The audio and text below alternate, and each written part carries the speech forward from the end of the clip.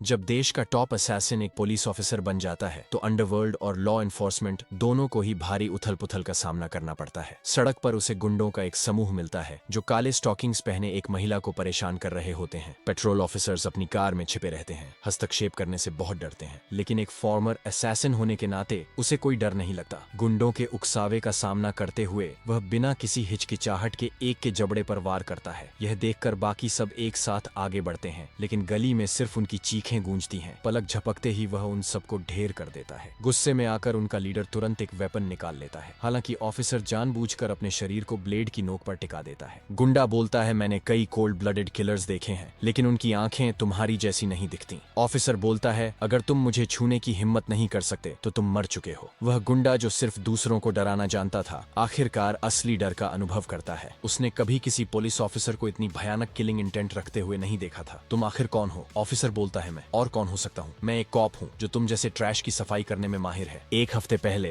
वो बैंग नाम का एक असैसिन था। ये मिशन एक प्रोफेशनल किलर के रूप में बैंक का आखिरी असाइनमेंट था। उसका सुपीरियर उसे मेपल लीफ कोड नाम के एक असैसिन के साथ काम करने के लिए भेजता है। जैसे ही बैंग मिशन के डिटेल्स के बारे में पूछने की तैयारी करता है, एक आदमी अचानक उसके पीछे दिखाई देता है और स्नीक अटैक करने की कोशिश करता है। सौभाग्य से बैंग तेजी से प्रतिक्रिया करता है। वह दोनों हाथों से चेन पकड़ लेता है, फिर हमलावर के गले पर एल्बो से जोरदार प्रहार करता है। वह आदमी तुरंत लड़ने की क्षमता खो देता है। बैंग गुस्से में पूछता है, तुम क्या कर रहे हो? पता चलता है कि इस मिशन के लिए असैसिनेशन टारगेट खुद बैंग ही है। वे लेजेंडरी असैसिन के लिए एक रिटायरमेंट सेरेमनी आयोजित करना चाहते हैं। कई इलीट असैसिन्स की घेराबंदी का सामना करते हुए बैंग फ्लाइंग नी के साथ आगे बढ़ता है, एक प्रतिद्वंद्वी को गिरा देता है और तुरंत लेफ्ट लेग किक मारता है। फिर वह एक और को मार देता है। हालांकि वे सभी असैसिन्स हैं, लेकिन बैंग का स्किल उनसे कहीं ज्यादा है। अगर तुम मुझसे मुकाबला करना चाहते हो तो क्या यह सारा गार्बेज ही तुमने तैयार किया है? मेपल लीफ अनिच्छा से अपनी गन निकालता है और बैंग से कहता है, ये सब मिस्टर बुधा के ऑर्डर्स हैं, मैं केवल कमांड्स फॉलो कर सकता हूँ। बैंग को कभी उम्मीद नहीं थी कि मिस्टर बुधा उसे धोखा देंगे। मिस्टर बुधा ने स्पष्ट रूप से वादा किया था कि इस फाइनल मिशन को पूरा करने के बाद वह बैंग को उसकी फ्रीडम दे देंगे। तुम उस जवाब को खोजने के लिए नर्क जा सकते हो। मेपल लीफ ट्रिगर दबाता है, लेकिन बैंग की इंटेंस सर्वाइवल इंस्टिंक्ट उसे पागलों की तरह आगे कूदने के लिए मजबूर करती है। इस क्षण मंदिर में एक मंक इंसेंस जलाता है। इंसेंस बर्नर में एक कार्ड रखा है जिस पर बैंग लिखा है। फोन बजता है। मंक पूछता है कि क्या मिशन पूरा हो गया है। हालांकि दूसरी तरफ की आवाज मेपल लीफ की नहीं है। तुम नीच मंक, तुम अभी मंदिर में हो, है ना? मंक को इस परिणाम पर कोई आश्चर्य नहीं होता। स्वाभाविक रूप से एक मंक मंदिर में ही रहता है। बैंग, क्या तुम्हें लगता है कि तुम अंदर आ सकते हो? हालांकि बैंग पहले ही मंदिर के दरवाजे पर पहुंच चुका है। अगर तुम बाहर आने की हिम्मत नहीं करते तो मैं खुद यह दरवाजा खोलूंगा। कई असैसिन्स हथियार लिए खड़े हैं और बैंग को शिकारी नजरों से देख रहे हैं। मुख्य स्ट्रॉन्ग मैन उसे बताता है, मिस्टर बुधा रिचुअल की तैयारी कर रहे हैं। बैंग मजाक उड़ाए बिना नहीं रह पाता। लोगों का किडनैपिंग करना, फिर उन्हें किलिंग मशीन्स के रूप में ट्रेन करना, इंसानी जान का इस्तेमाल पैसों के लिए करना, और ऐसे व्यक्ति को अभी भी बुधा कहा जा सकता है। मिस्टर बुधा के बारे में बुरा बोलते हुए सुनकर स्ट्रॉन्ग मैन उसे आधा काटने के लिए अपनी एक्स उठाता है। बैंग नीचे झुकता है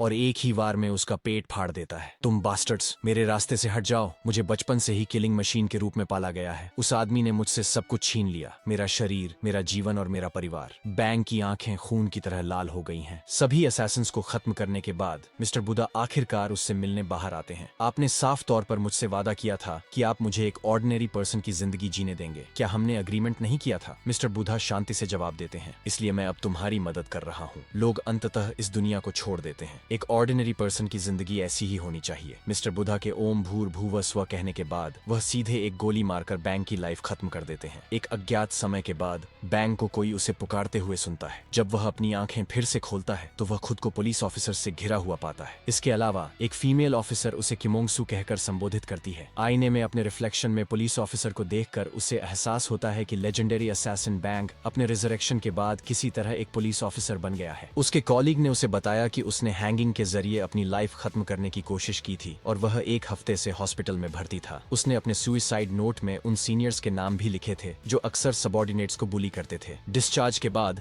पुलिस सार्जेंट हुआंग छमान और हुआंग योंगशन तुरंत उसका सामना करते हैं। अपने पेरेंट्स के क्राइम्स के बारे में सुनने के बाद तुम खुद को मारना चाहते थे, है ना? चूंकि तुम मरना चाहते हो तो बस चुपचाप मर जाओ। तुम्हारी हिम्मत कैसे हुई हमारा नाम लिखकर हमें अपने साथ घसीटने की? हुआंग छमान उसे थप्पड़ मारने के लिए तुरंत हाथ उठाता है। हालांकि कीमोंग सू उसकी रिस्ट पकड़ लेता है। बैंग पास में घुटनों के बल बैठी फीमेल ऑफिसर जोयोंगी से पूछने के लिए मुड़ता है, क्या तुम्हें नहीं लगता कि यह बिहेवियर इनसबॉर्डिनेशन है? जोयोंगी जवाब देती है, मैं नीचे देख रही हूँ और मुझे कुछ दिखाई नहीं दे रहा है। एक अन्य सार्जेंट उसके सामने एक मलिशियस स्माइल के साथ झुकता है, तो मुझे तुम्हारे सीनियर को तुम्हारा ख्याल रखने दो और पर्सनली तुम्हें ऊपर उठाने में मदद करने दो। कीमोंग सू कोसता है, बास्टर्ड्स का झुंड। मुझे उम्मीद नहीं थी कि यह जगह भी इतनी गंदी होगी। फिर वह उस आदमी की रिस्ट को जोर से पकड़ता है। इंटेंस पेन से हुआंग छमान को ऐसा महसूस होता है जैसे उसकी हड्डियां टूटने वाली हों। वह कीमोंग सू पर तुरंत छोड़ने के लिए चिल्लाता है। हालांकि कीमोंग सू 2 उंगलियां फैलाता है, फिर वह उन्हें सीधे हुआंग छमान की गर्दन पर दबाता है। सबके शॉक्ड एक्सप्रेशंस के बीच अनकॉन्शियस हुआंग छमान तुरंत जमीन पर गिर पड़ता है। इसके बाद कीमोंग सू धीरे धीरे दूसरे सार्जेंट की ओर अपना पैर उठाता है, फिर वह जोर से स्टॉम्प करता है। वह एक विशेष रूप से सेंसिटिव एरिया को निशाना बनाता है। उसका बिगड़ा हुआ चेहरा स्पष्ट रूप से इंटेंस एगनी दिखाता है। हालांकि अन्य बुलीड कॉलीग्स न केवल उसे थैंक करने में विफल रहते हैं, बल्कि वे वास्तव में उस पर इनसबॉर्डिनेशन का आरोप लगाते हैं। बैंक को कभी उम्मीद नहीं थी कि पिछले जन्म में अपने ऑर्गेनाइजेशन द्वारा धोखा दिए जाने के बाद अब उसे अपने कॉलीग्स से बिट्रेयल का सामना करना पड़ेगा। जल्द ही एक ग्रुप पुलिस चीफ चो जिन्हा को रिपोर्ट करता है। पुलिस ऑफिसर्स वास्तव में एक दूसरे से लड़ रहे हैं और सीनियर्स पर अटैक करने की हिम्मत कर रहे हैं। क्या आपको लगता है कि पब्लिक सर्वेंट्स को निकाला नहीं जा सकता? अपनी यूनिफॉर्म उतारो और तुरंत बाहर निकल जाओ। ऑफिस से निकलने के बाद कॉलीग्स उसे डांटते हैं और पूछते हैं कि क्या उसका दिमाग खराब हो गया है? क्या तुम्हें याद नहीं है कि उन सीनियर्स के पिता सभी पुलिस सुपरिंटेंडेंट्स हैं? पुलिस सुपरिंटेंडेंट्स वे लोग हैं जिन्हें हम कभी ऑफेंड नहीं कर सकते। इसलिए कीमोंग सू, विदा, हम तुम्हें हमेशा याद रखेंगे। बैंग आखिरकार समझ जाता है कि असैसिन ऑर्गेनाइजेशन कभी पकड़ा क्यों नहीं जाता। उनका इंटरनल करप्शन इतना गहरा है। घर लौटकर बैंग लटकती हुई टूटी फांसी की रस्सी को देखता है और सोच में डूब जाता है। कीमोंग सू को पेरेंट्स और ऑर्गेनाइजेशन दोनों ने अबैंडन कर दिया था। अंत में उसने अपनी लाइफ खत्म कर ली। उसकी किस्मत बिल्कुल बैंग जैसी ही है। चूंकि स्वर्ग ने उसे रीबर्थ का मौका दिया है, इसलिए उसे फेट के इस साइकिल को तोड़ना होगा। उस रात बैंग वेस्टर्न पुलिस स्टेशन जाता है। वह अपने पिछले जन्म के एक पुराने परिचित होंग जून को ढूंढता है, जो अब सिक्योरिटी चीफ के रूप में कार्य करता है। होंग जून ये मानने से इनकार कर देता है कि कोई मर गया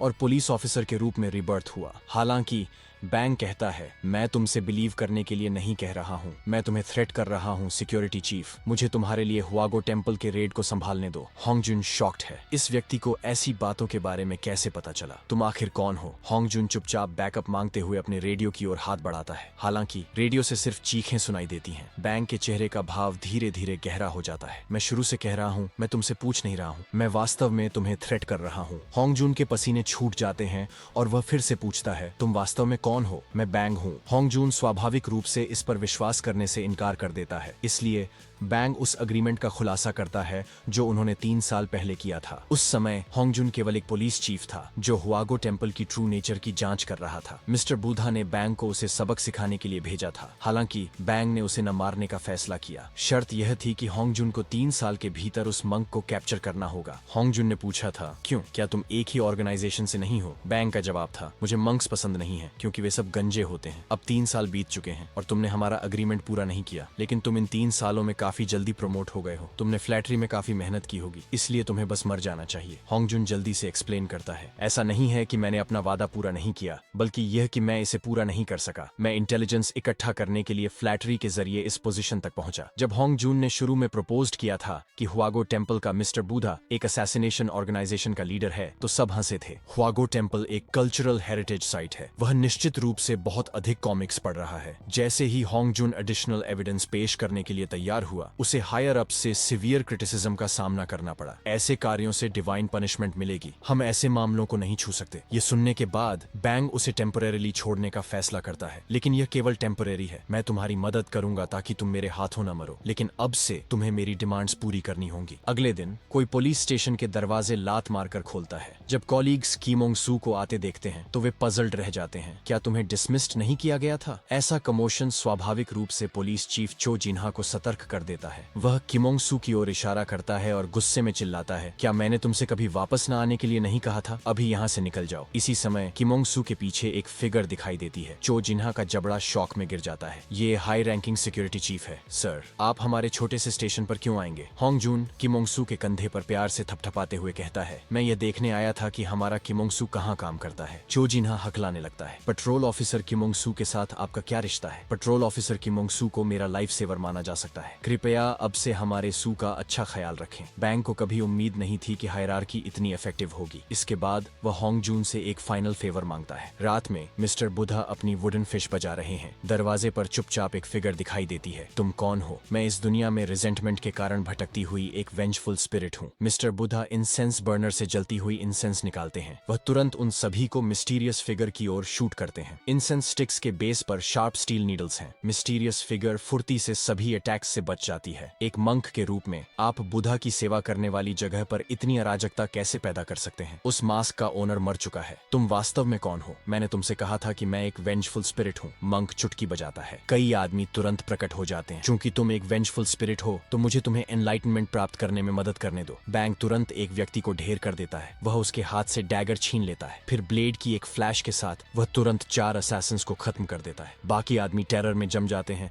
और एक्ट करने से बहुत डरते हैं। बैंक मॉन्क का मजाक उड़ाना शुरू कर देता है। ऐसा लगता है कि आपको कई और सोल्स की देखभाल करनी होगी, लेकिन आपको उनकी अच्छी देखभाल करना याद रखना चाहिए, वरना वे मेरी तरह वेंजफुल स्पिरिट्स बन जाएंगी और आपके लिए आएंगी। मंक को एहसास होता है कि ये लोग उसका मुकाबला नहीं कर पाएंगे, इसलिए वह उन सबको रिट्रीट करने का आदेश देता है। हालांकि मुझे नहीं पता कि तुम्हें किसने भेजा है। ऐसा लगता है कि तुम पर किसी ईविल स्पिरिट का कब्जा है। लगता है मुझे खुद तुम्हें एक्सरसाइज करना होगा। मुझे देखने दो कि तुम उस मास्क के नीचे कैसे दिखते हो। बैंक जल्दी से जवाब देता है, चलो इसे किसी और दिन के लिए बचाते हैं। मैं आज सिर्फ हेलो कहने आया हूँ। तुम्हें बाद में स्वाभाविक रूप से पता चल जाएगा कि मैं कौन हूँ। बस अपनी गर्दन तैयार रखो और मेरा इंतजार करो। इससे पहले कि बैंक बोलना खत्म करे, मंक अचानक आगे बढ़ता है। जैसे ही उसका हाथ मास्क तक पहुंचता है, धमाके की आवाज के साथ स्मोक पूरे कमरे में भर जाता है। ये टीयर गैस निकलती है। जब स्मोक साफ होता है तो बैंक गायब हो चुका होता है। मंक अपने हाथ में मास्क को कुचल देता है। फिर वह इंसेंस बर्नर में रखे कार्ड को देखता है। क्या वाकई इस दुनिया में वेंजफुल स्पिरिट्स मौजूद हैं? अगले दिन सिक्योरिटी चीफ होंग जून पूरी तरह से थका हुआ दिखाई देता है। बैंक पूछता है कि वह इतना टेरेबल क्यों दिख रहा है। होंग जून जवाब देता है, ये सब तुम्हारी वजह से है। तुमने न केवल मेरे स्टेशन के सभी पर्सनल को घायल कर दिया, बल्कि तुमने मुझसे टीयर गैस चोरी करने के लिए भी मजबूर किया। मैं तुम्हारे लिए आफ्टरमाथ को संभालने में ओवरवेल्म्ड हूँ। बैंक जवाब देता है, किसने कहा था तुमसे कि उस डैम मंक को जल्दी मत पकड़ो? होंग जून विरोध करता है, हर चीज के लिए एविडेंस चाहिए। तुम्हारी तरह रैंडमली मारने वाला इंसान यह नहीं समझता। बैंक कहता है, मैं सिर्फ उन्हीं को मारता हूँ जो डेथ डिजर्व करते हैं, वरना तुम पहले ही मेरे हाथों मर चुके होते। होंग जून उसे चेतावनी देता है, किसी को भी दूसरे की लाइफ लेने का हक नहीं है, भले ही वह व्यक्ति डेथ डिजर्व करता हो। हर किसी को सोसाइटी के लॉज के अनुसार जजमेंट का सामना करना पड़ता है। तो फिर उस डैम मंक को अभी तक जजमेंट का सामना क्यों नहीं करना पड़ा? 10 क्रिमिनल्स को आजाद होने देना बेहतर है, बजाय इसके कि एक इनोसेंट को सफर करना पड़े। बैंक ऐसी रेटरिक से थक गया है। हर चीज के लिए एविडेंस की जरूरत क्यों है? कैसा रहेगा अगर मैं पर्सनली इन्वेस्टिगेट करने के लिए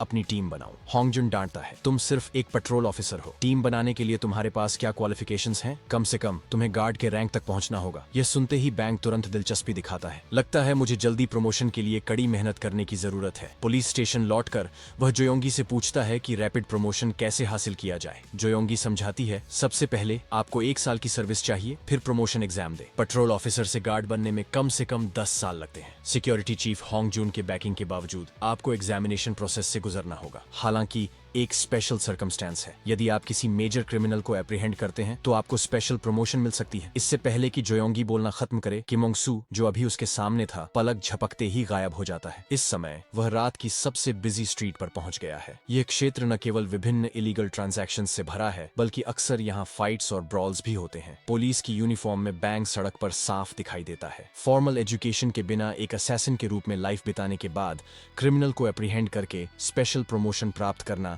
एक एक्सीलेंट चॉइस लगता है। देश की आबादी में हर 3 में से 1 व्यक्ति का क्रिमिनल रिकॉर्ड है। हालांकि इसमें माइनर वायोलेशंस वाले लोग भी शामिल हैं। जिन लोगों ने क्राइम्स किए हैं उनकी संख्या रिमार्केबली हाई है। वर्तमान में बैंक केवल माइनर ऑफेंडर्स को नहीं बल्कि मेजर क्रिमिनल्स को खोज रहा है। पेट्रोलिंग करने के बाद वह आखिरकार एक ऐसे टारगेट की पहचान करता है जो उसके रैपिड प्रमोशन में मदद कर सकता है। ऐसी बिहेवियर एक सीरियस क्राइम है। अचानक बार का म्यूजिक रुक जाता है। एक लॉन्ग हेयर्ड मैन सबसे पूछता है, कोई डांसिंग क्यों नहीं रहा है? क्या आप सभी ने कल रात अपनी पीठ का ज्यादा इस्तेमाल कर लिया? नीचे खड़ी एक ब्यूटीफुल वुमन जवाब देती है, जब तक आप शैंपेन खोल सकते हैं हम गारंटी देते हैं कि हमें मजा आएगा। लॉन्ग हेयर्ड मैन एक विकेट स्माइल दिखाता है, चूंकि तुम वास्तव में यही चाहती हो तो लेडीज अपने मुंह खुले रखो। फिर वह पैचेस का एक ढेर निकालता है। क्या आप हैंडसम गाइस कमर दर्द से परेशान हैं? आप सबको इन्हें कैच करने की जरूरत है। चलो एक साथ एक पैशनेट नाइट बिताते हैं। इस समय एक डिस्कॉर्डेंट वॉइस सुनाई देती है, पैशनेट माई एस, तुम बेहतर होगा कि जेल के हॉट प्रिजन फूड के लिए मेरे साथ चलो। ये चीजें स्ट्रिक्टली प्रोहिबिटेड हैं। कॉन्ट्राबैंड का नाम सुनकर सबके एक्सप्रेशंस तुरंत बदल जाते हैं। एक्सपोज हो जाने पर लॉन्ग हेयर्ड मैन गुस्सा हो जाता है, तुम आखिर हो कौन? बैंग अपनी यूनिफॉर्म दिखाते हुए जैकेट उतारता है। जैकेट, तुम खुद गेस क्यों नहीं करते? पुलिस ऑफिसर को देखकर लॉन्ग हेयर्ड मैन तुरंत मुड़ता है और बैक डोर की ओर भागता है। हालांकि बैक डोर बाहर से लॉक्ड है। बाहर के लोगों को भी बैंग ने क्लियर कर दिया है। लॉन्ग हेयर्ड मैन के गैंग के पास अब कोई एस्केप रूट नहीं है। जल्द ही उन्हें पता चलता है कि केवल एक पुलिस ऑफिसर उनका पीछा कर रहा है। तुम यहाँ अकेले आए हो, है ना? तो क्या हुआ? लॉन्ग हेयर्ड मैन एक इविल स्माइल दिखाता है। यहाँ अकेले आना? आज मैं यह सुनिश्चित करूंगा कि तुम कभी वापस न जाओ। उसके बगल में सूटेड मैन ने अपनी जैकेट से एक रेड पैच निकाला। फिर उसने पैच को अपनी गर्दन पर लगा लिया। अगले ही पल उसके शरीर की वेन्स उभरने लगी। वह आदमी एक मैडमैन की तरह आसमान की ओर दहाड़ता है। बैंग आगे बढ़ता है और उसे सीधे पंच मारता है। तुम दोनों बहुत जल्दी सेलिब्रेट कर रहे हो। गिरा हुआ आदमी अपनी नाक पकड़कर चीखने लगता है। बैंग कहता है, ये ज्यादा अप्रोप्रिएट है। दर्द होने पर ही तुम्हें स्क्रीम करना चाहिए। अगला सीन एक्सट्रीमली ब्रूटल साबित होता है। लॉन्ग हेयर्ड मैन डर के मारे जमीन पर सुन्न पड़ जाता है। वह पुलिस ऑफिसर से मर्सी की भीख मांगने लगता है। यदि आप मुझे स्पेयर कर देते हैं तो मैं आपको वह सब दूंगा जो आप चाहते हैं। हालांकि बैंक जवाब देता है, मुझे केवल क्विक प्रमोशन चाहिए। अगले दिन न्यूज रिपोर्ट्स में क्रिमिनल गैंग की अरेस्ट की खबरें आती हैं। बैंक को सार्जेंट रैंक पर स्पेशल प्रमोशन मिलता है। जैसे ही होंग जून उसे क्रिटिसाइज करने की तैयारी करता है कि अरेस्ट का यह मेथड बहुत अमानवीय था, बैंक एक आइटम निकालता है। ये लीव्स में कसकर लिपटी हुई दिखाई देती है। मुझे यह कॉन्ट्राबैंड उनकी वॉल्ट में मिला। होंग जून को बड़ा शौक लगता है। तुम वास्तव में एविडेंस प्राइवेट तौर पर बाहर ले आए? बैंक पत्तों को खोलते हुए कहता है, इसे देखकर क्या तुम्हें कुछ याद नहीं आता? लेजेंडरी नवंबर फीनिक्स, जिसे आमतौर पर शिटनिक के नाम से जाना जाता है। इस समय एक मास्क पहने हुए आदमी ने रेड पैचेस पकड़े हुए हैं। 2 पैचेस लगे हुए व्यक्ति घुटनों के बल बैठा है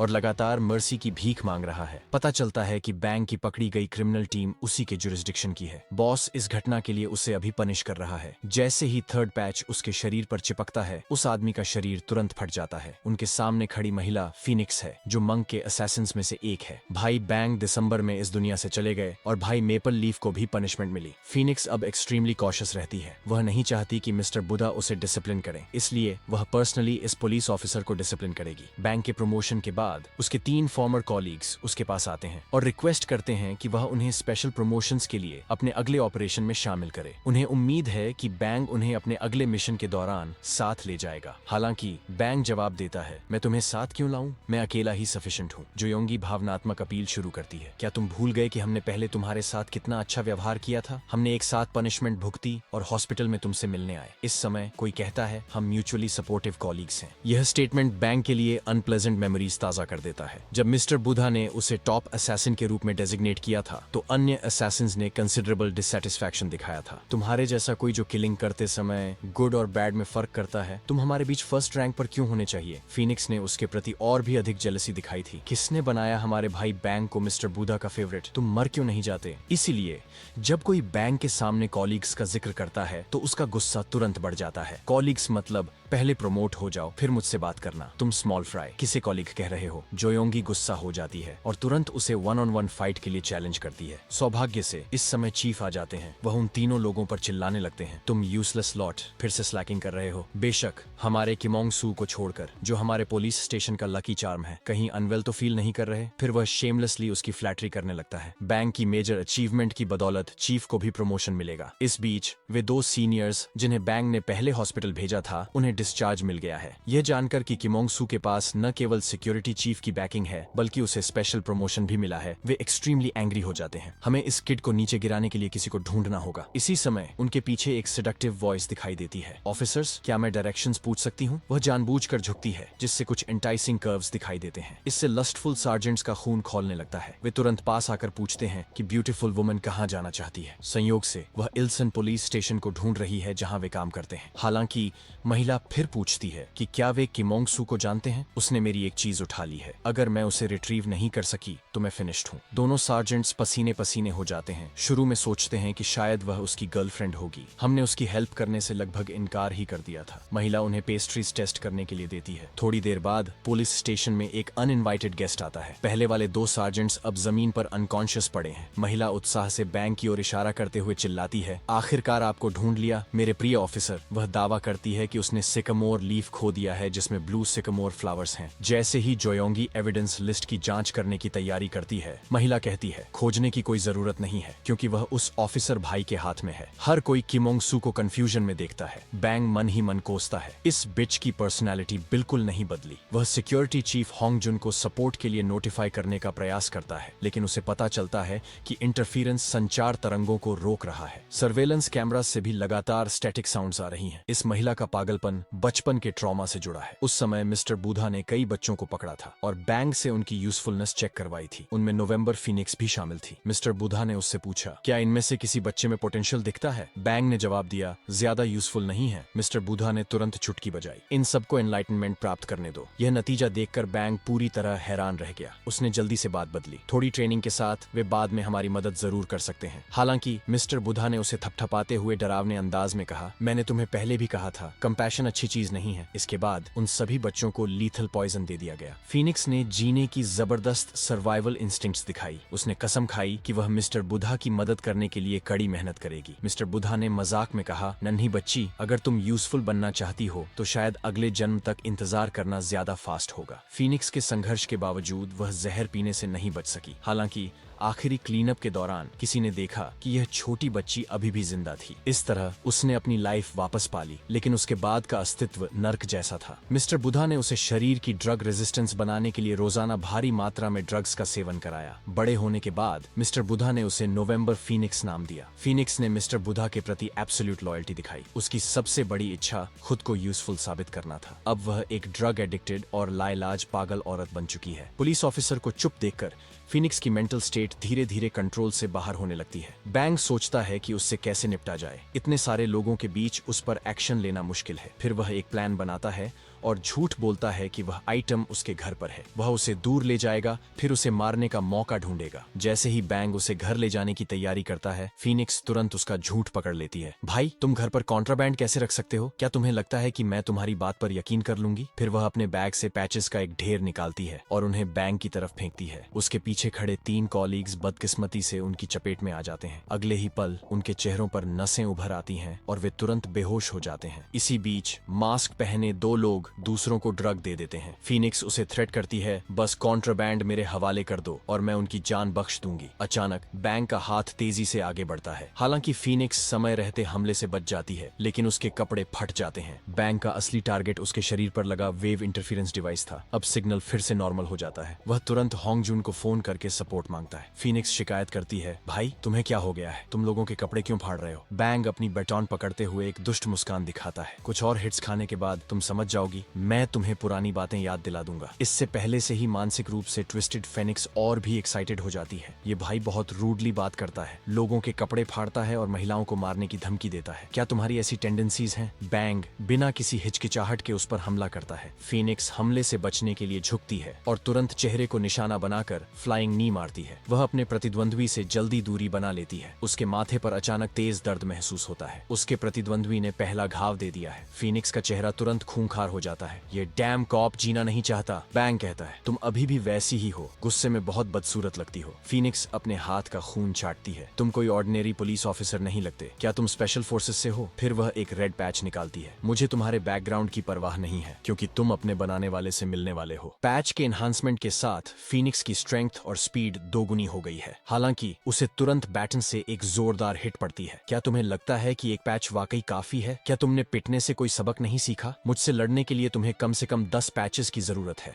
फीनिक्स को इतनी बुरी तरह पीटा गया कि उसने अपना सिर अपने हाथों में पकड़ लिया, लेकिन उसने वापस लड़ने की हिम्मत नहीं की। तुम छोटे पिद्दी, तुम्हारी हिम्मत कैसे हुई मेरे साथ ऐसा बर्ताव करने की? तुम बिल्कुल पहले जैसी ही हो, हमेशा ड्रग्स के भरोसे रहती हो, अपने शरीर को ट्रेन करने के बारे में कभी नहीं सोचती। फीनिक्स थोड़ी कंफ्यूज्ड महसूस करती है। तुम कौन हो बास्टर्ड, जो मुझे जानने का नाटक कर रहे हो? बैंग अचानक नीचे झुकता है और बैटन से उसकी सुंदर टांगों पर वार करता है। फीनिक्स पूरी तरह से गिर जाती है। बैंग तुरंत उसे अपने नीचे दबा लेता है। मैं कौन हूँ इसके बारे में जानने के लिए कुछ और बीटिंग्स खाओ, फिर तुम समझ जाओगी। हालांकि ड्रग्स ने तुम्हारा दिमाग खराब कर दिया है, लेकिन मौत का सामना करने से तुम्हें यह पहचानने में मदद मिलनी चाहिए कि मैं कौन हूँ। बस चुपचाप मेरे लिए मर जाओ। हालांकि इस पल एक हादसा हो जाता है। बैंग के फोर्सफुल एक्शन के कारण सॉलिड बटन अपने आप वापस बंद हो जाती है। फीनिक्स उसे अपने ऊपर से धक्का देने का मौका झपट लेती है। बैंग मन ही मन कोसता है, इस बटन की क्वालिटी इतनी खराब क्यों है? वे पुलिस को इतने सस्ते इक्विपमेंट क्यों देते हैं? मैं ऐसे कैसे लड़ सकता हूँ? फीनिक्स आग बबूला हो जाती है और एक और हमला करती है। बैंग जल्दी से अपने हाथों से रोकता है, हालांकि उसके दोनों हाथ सुन्न महसूस होते हैं। फिर वह देखता है कि फीनिक्स के माथे का पैच एक अनजान स्टाइल में बदल गया है। इसी बीच उसके अपने हाथों पर नसें उभरने लगती हैं। सिर्फ उसके कपड़ों को थोड़ी देर छूने से ही ऐसा हो गया। सौभाग्य से फीनिक्स की हालत भी ज्यादा अच्छी नहीं है। तुम किस तरह के मॉन्स्टर हो? तुम मुझे उस मरे हुए आदमी की याद क्यों दिलाते हो? पास खड़े एक मास्क पहनने वाले ने कहा, पुलिस रेनफोर्समेंट्स जल्दी ही पहुंच जाएंगे, हमें जल्दी निकलना चाहिए। बैंग भी जल्दी से हाथ हिलाता है,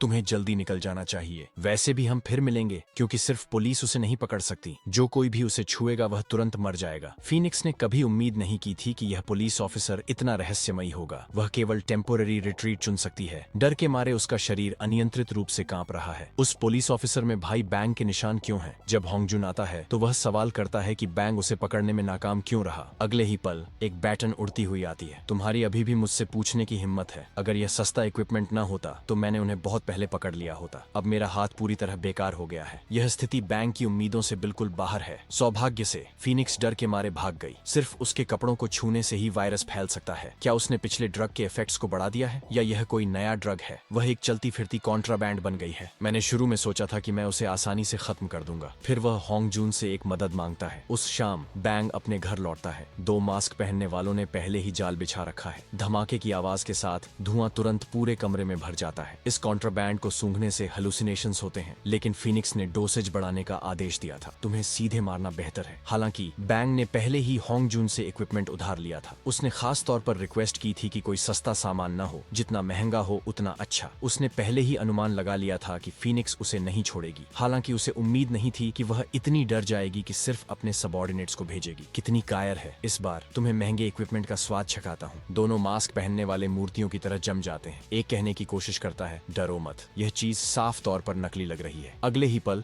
बैंग उन्हें जबरदस्त तरीके से धो देता है। दोनों मास्क पहनने वाले हार मान लेते हैं। महंगे इक्विपमेंट की क्वालिटी वाकई लाजवाब होती है। होंगजुन मौके पर पहुंचता है और उन 2 लोगों की हालत देखता है जो देखने लायक नहीं है। हालांकि ये रबर बुलेट्स हैं, लेकिन तुमने कितनी गोलियां चलाई? क्या तुम्हें यकीन है कि वे अभी भी जिंदा हैं? बैंग जवाब देता है, उनकी जीभ के नीचे सुइसाइड कैप्सूल्स हैं, जिन्हें पहले निकालना होगा। इस पल होंगजुन को आखिरकार यकीन हो जाता है कि वह वाकई बैंग है। क्या तुम मुझ पर हमेशा से शक कर रहे थे? फिर तुमने मुझे इक्विपमेंट क्यों उधार दिया? मुझे लगा कि मुझे धोखा दिया गया है। कौन यकीन कर सकता है कि किसी का रिबर्थ होगा? हालांकि कॉन्ट्राबैंड से लेकर इस फीनिक्स केस तक अब मैं 99% कन्विंस्ड हूँ कि तुम बैंग हो। बाकी 1% शक इसलिए है क्योंकि अगर तुम वाकई बैंग हो तो सीधे उस मंक को ढूंढकर उसे खत्म क्यों नहीं कर देते? बैंग जवाब देता है, क्या तुमने नहीं कहा था कि सबूत की जरूरत है? होंगजुन कहता है, ये पुलिस ऑफिसर्स के तौर पर हमारा स्टैंड है, लेकिन तुम्हारे नजरिए से सीधे खत्म करना ही पहली पसंद होनी चाहिए। बैंग समझाता है, पूरा देश उस मंक को एक जिंदा मिस्टर बुधा का अवतार मानता है। अगर मैं उसे सीधे खत्म कर देता हूँ तो तुम्हें क्या लगता है कि लोग उसकी याद में क्या करेंगे? इसके अलावा यह मामला सिर्फ उसे खत्म करने जितना आसान नहीं है। उनकी दुनिया तुम्हारी कल्पना से कहीं ज्यादा कॉम्प्लेक्स है। होंगजुन पूछता है, क्या ह्वागो टेम्पल के अलावा और भी ऑर्गेनाइजेशंस हैं? बैंग जवाब देता है, दूसरे ऑर्गेनाइजेशंस का मुझसे कोई लेना देना नहीं है। मैं बस चाहता हूँ कि वह मंक पूरी तरह बदनाम हो जाए। मैं दूसरों को अपनी जिंदगी जिंदगी के रास्ते पर नहीं चलने दूंगा। होंगजुन अचानक अपना हाथ बढ़ाता है। मैं उस मंक को पकड़ने में तुम्हारी मदद करूंगा। यह वाकई बैंग को हैरान कर देता है। क्या तुम मेरी मदद करोगे? जाहिर है मैं तुम्हारी मदद कर रहा हूँ, तुम्हें मेरे हाथों मरने नहीं दे रहा हूँ। अगर तुम जिंदा रहना चाहते हो तो वही करो जो मैं तुमसे करने को कहता हूँ। खैर, आखिरकार एक और बात, ऐसा नहीं है कि मैं उसे खत्म नहीं करना चाहता, लेकिन इस समय मेरे पास उतनी कैपेबिलिटी नहीं है। फीनिक्स बुरी तरह दया की भीख मांगती है। यह जानकर कि उसने ड्रग्स खो दिए और बिना इजाजत पुलिस स्टेशन पर हमला कर दिया, मिस्टर बुधा बहुत गुस्सा हो जाते हैं। तुम पागल हो क्या? तुमने बहुत ज्यादा ड्रग्स खा लिए हैं और अपना दिमाग भी खराब कर लिया है। तुम्हें पुलिस स्टेशन में हंगामा करने की हिम्मत किसने दी? इस बार तुम चुपचाप सजा स्वीकार करोगी। फीनिक्स एक कुत्ते की तरह बाहर की ओर रेंगती है, पागलों की तरह बचने की कोशिश करती है। पास ही कोई मजाक उड़ाता है। देखो तुम कैसे रो रही हो, तुम भिखारी की तरह बहुत बदसूरत लग रही हो। फीनिक्स पूछने लगती है, लेस्बे भाई यहाँ क्यों है? तभी एक और व्यक्ति प्रकट होता है। बेशक मिस्टर बुधा ने हमें यहाँ बुलाया है। ये चेरी ब्लॉसम भी कैसे आ गई? इस समय मिस्टर बुधा सभी को संबोधित करते हैं। चूंकि तुम सब इकट्ठा हो गए हो तो नवंबर फीनिक्स को खत्म करने की सेरेमनी अब शुरू होती है। फीनिक्स द्वारा कॉन्ट्राबैंड खोने और बिना इजाजत काम करने के कारण मिस्टर बुधा उसे व्यक्तिगत रूप से एनलाइटनमेंट प्राप्त करने में मदद करने का फैसला करते हैं। फीनिक्स पागलों की तरह दया की भीख मांगती है। मैं खोई हुई ड्रग्स वापस पाने में जरूर आपकी मदद करूंगी। हालांकि मिस्टर बुधा कहते हैं जरूरत नहीं है, मैंने उसे वापस लाने के लिए पहले ही किसी को भेज दिया है। फिर वह सबसे पूछते हैं, फीनिक्स से निपटने के बारे में कोई राय? लेपेडा भाई जवाब देता है, बेशक उसे खत्म कर दो। ऐसी घिनौनी कैसे मौजूद हो सकती है जो ताकत के लिए ड्रग्स पर निर्भर है? मार्च चेरी ब्लॉसम भी सहमत होती है। हालांकि अनिच्छुक, लेकिन एक्सपर्ट वर्ल्ड बहुत क्रूर और बेरहम है। बहुमत की राय के अनुसार मिस्टर बुधा औपचारिक एग्जॉर्सिज्म की कार्यवाही की घोषणा करते हैं। फीनिक्स को आखिरकार एहसास होता है कि वह उसे मारना चाहते हैं, इसलिए उन्होंने उन लोगों को बुलाया जो उसे नापसंद करते हैं। इसके बाद चेरी ब्लॉसम मिस्टर बुधा का पसंदीदा वेपन पेश करती है। मेरे लिए बेकार लोगों का कोई उपयोग नहीं है, नामो अमिताभा। जैसे ही ट्रिगर दबाया जाता है, फीनिक्स जल्दी से कहती है, मैंने एक नया ड्रग विकसित किया है जो वर्तमान कॉन्ट्राबैंड से 5 गुना ज्यादा मजबूत है। इसके अलावा सिक्योरिटी चेक्स के दौरान इसका पता लगाना भी मुश्किल है। मिस्टर बुधा धीरे से अपना वेपन नीचे करते हैं। तुमने कितना उत्पादन किया है? डिस्ट्रीब्यूशन पॉइंट्स कहाँ हैं? लगभग 10 किलोग्राम। मैंने पहले ही कई पड़ोसी देशों में डिस्ट्रीब्यूशन पॉइंट से संपर्क कर लिया है। कृपया मुझे आधा साल दें, मैं निश्चित रूप से आपके लिए यूजफुल बन जाऊंगी। मिस्टर बुधा जवाब देते हैं, तुम्हारी बेवकूफी भरी हरकतों की वजह से मुझे काफी नुकसान हुआ है, इसलिए मैं तुम्हें खुद को साबित करने के लिए सिर्फ 3 महीने दे रहा हूँ। इस तरह फीनिक्स को फिर से अपनी लाइफ मिल जाती है। इस समय होंगजुन को पहले ही पता चल चुका है कि पुलिस फोर्स के अंदर एक जासूस जुड़ा हुआ है। वे कॉन्ट्राबैंड आइटम्स रहस्यमयी तरीके से गायब हो गए हैं। बैंग इस बारे में कोई चिंता नहीं दिखाता। जब हम उस फीनिक्स को पकड़ेंगे तो हम उन्हें वापस ले लेंगे। पुलिस के अंदरूनी मामलों को खुद संभालो। साथ ही क्या तुमने पहले हुआगो टेम्पल टास्क फोर्स का जिक्र नहीं किया था? वे कब काम शुरू करेंगे? होंगजुन के चेहरे का भाव तुरंत बेहद गंभीर हो जाता है। दरअसल वे सभी कुर्बान कर दिए गए हैं। बैंक की रेत की बोरी जैसी मुट्ठी तुरंत ऊपर उठती है। तुम छोटे पिद्दी, तुम्हारी हिम्मत कैसे हुई मुझसे झूठ बोलने और मुझे धोखा देने की? मैं देख रहा हूँ कि तुम अब और जीना नहीं चाहते। होंगजुन जल्दी से कहता है, तुम खुद एक टीम क्यों नहीं बनाते? क्या तुमने पहले नहीं कहा था कि तुम्हें मेरे साथ सिक्योरिटी चीफ के तौर पर बैकिंग लेकर टीम बनाने के लिए गार्ड पद पर प्रमोट होना होगा? किसकी हिम्मत है जो विरोध करे? हालांकि बैंक विरोध में हाथ उठाने वाला पहला व्यक्ति है। मैं पहले से ही अकेले काम करने का आदी हूँ। होंगजुन समझाता है कि सभी पुलिस ऑफिसर्स संगठित हैं। अकेले काम करने पर कई पाबंदियों का सामना करना पड़ेगा। इसके अलावा यह एक आदेश है जो मैं तुम्हें सिक्योरिटी चीफ के तौर पर दे रहा हूँ। तुम्हें टीम्स में काम करना होगा। अगर मैं खुद टीम बनाता हूँ तो मैं बहुत ज्यादा निगरानी में रहूंगा। जोखिम और बोझ बहुत बड़ा है। हालांकि बैंक कहता है, मुझ पर हुक्म चलाने की हिम्मत मत करना। मैं चाहता हूँ कि तुम व्यक्तिगत रूप से मुझसे भीख मांगो। होंगजुन के पास अपनी शान को दरकिनार करने के अलावा कोई चारा नहीं है। वह कहता है, कृपया मैं तुमसे टीम बनाने की भीख मांगता हूँ। इसके बाद बैंक उन 3 कॉलीग्स को टीम फॉर्मेशन के बारे में बताता है। एक सार्जेंट वास्तव में एक ऐसी टीम बना सकता है जो वाकई कनेक्शंस रखने के लायक हो। जब जोयोंगी पूछती है कि टीम मेंबर्स कौन हैं, तो बैंक कहता है, बेशक तुम लोग हो। पुलिस स्टेशन में सिर्फ तुम ही हो जिनकी रैंक मुझसे कम है। हर कोई तुरंत भावुक होकर रोने लगता है। तो आखिरकार हम आपके दिल में हैं ही। क्या सहकर्मियों के बीच दोस्ती ऐसी ही महसूस होती है? हम निश्चित रूप से अपनी पूरी जान लगा देंगे। हालांकि बैंक कहता है, किसने कहा कि हम कॉलीग्स हैं? क्या तुम्हें अपनी कोई समझ नहीं है? तुम सब मेरी बात ध्यान से सुनो। मुझे सिर्फ ऐसे लोग चाहिए जो चुपचाप आदेश माने। हमारा रिश्ता कॉलीग्स का नहीं है। अब से तुम सब मेरे गुलाम हो। अगर मैं तुम्हें मरने को कहूँ तो तुरंत मर जाओ। अगर मैं तुम्हें जीने को कहूँ तो चुपचाप जियो। अगर तुम समझ गए हो तो तुरंत मुझे मास्टर कहो और मुझे सुनाओ। तब मैं तुम्हें अपनी टीम का सदस्य बनने की इजाजत दूंगा। इससे पहले होंगजुन ने उसे इन 3 लोगों की डिटेल्ड फाइल्स दिखाई थी। बहुत सारे बालों वाले का नाम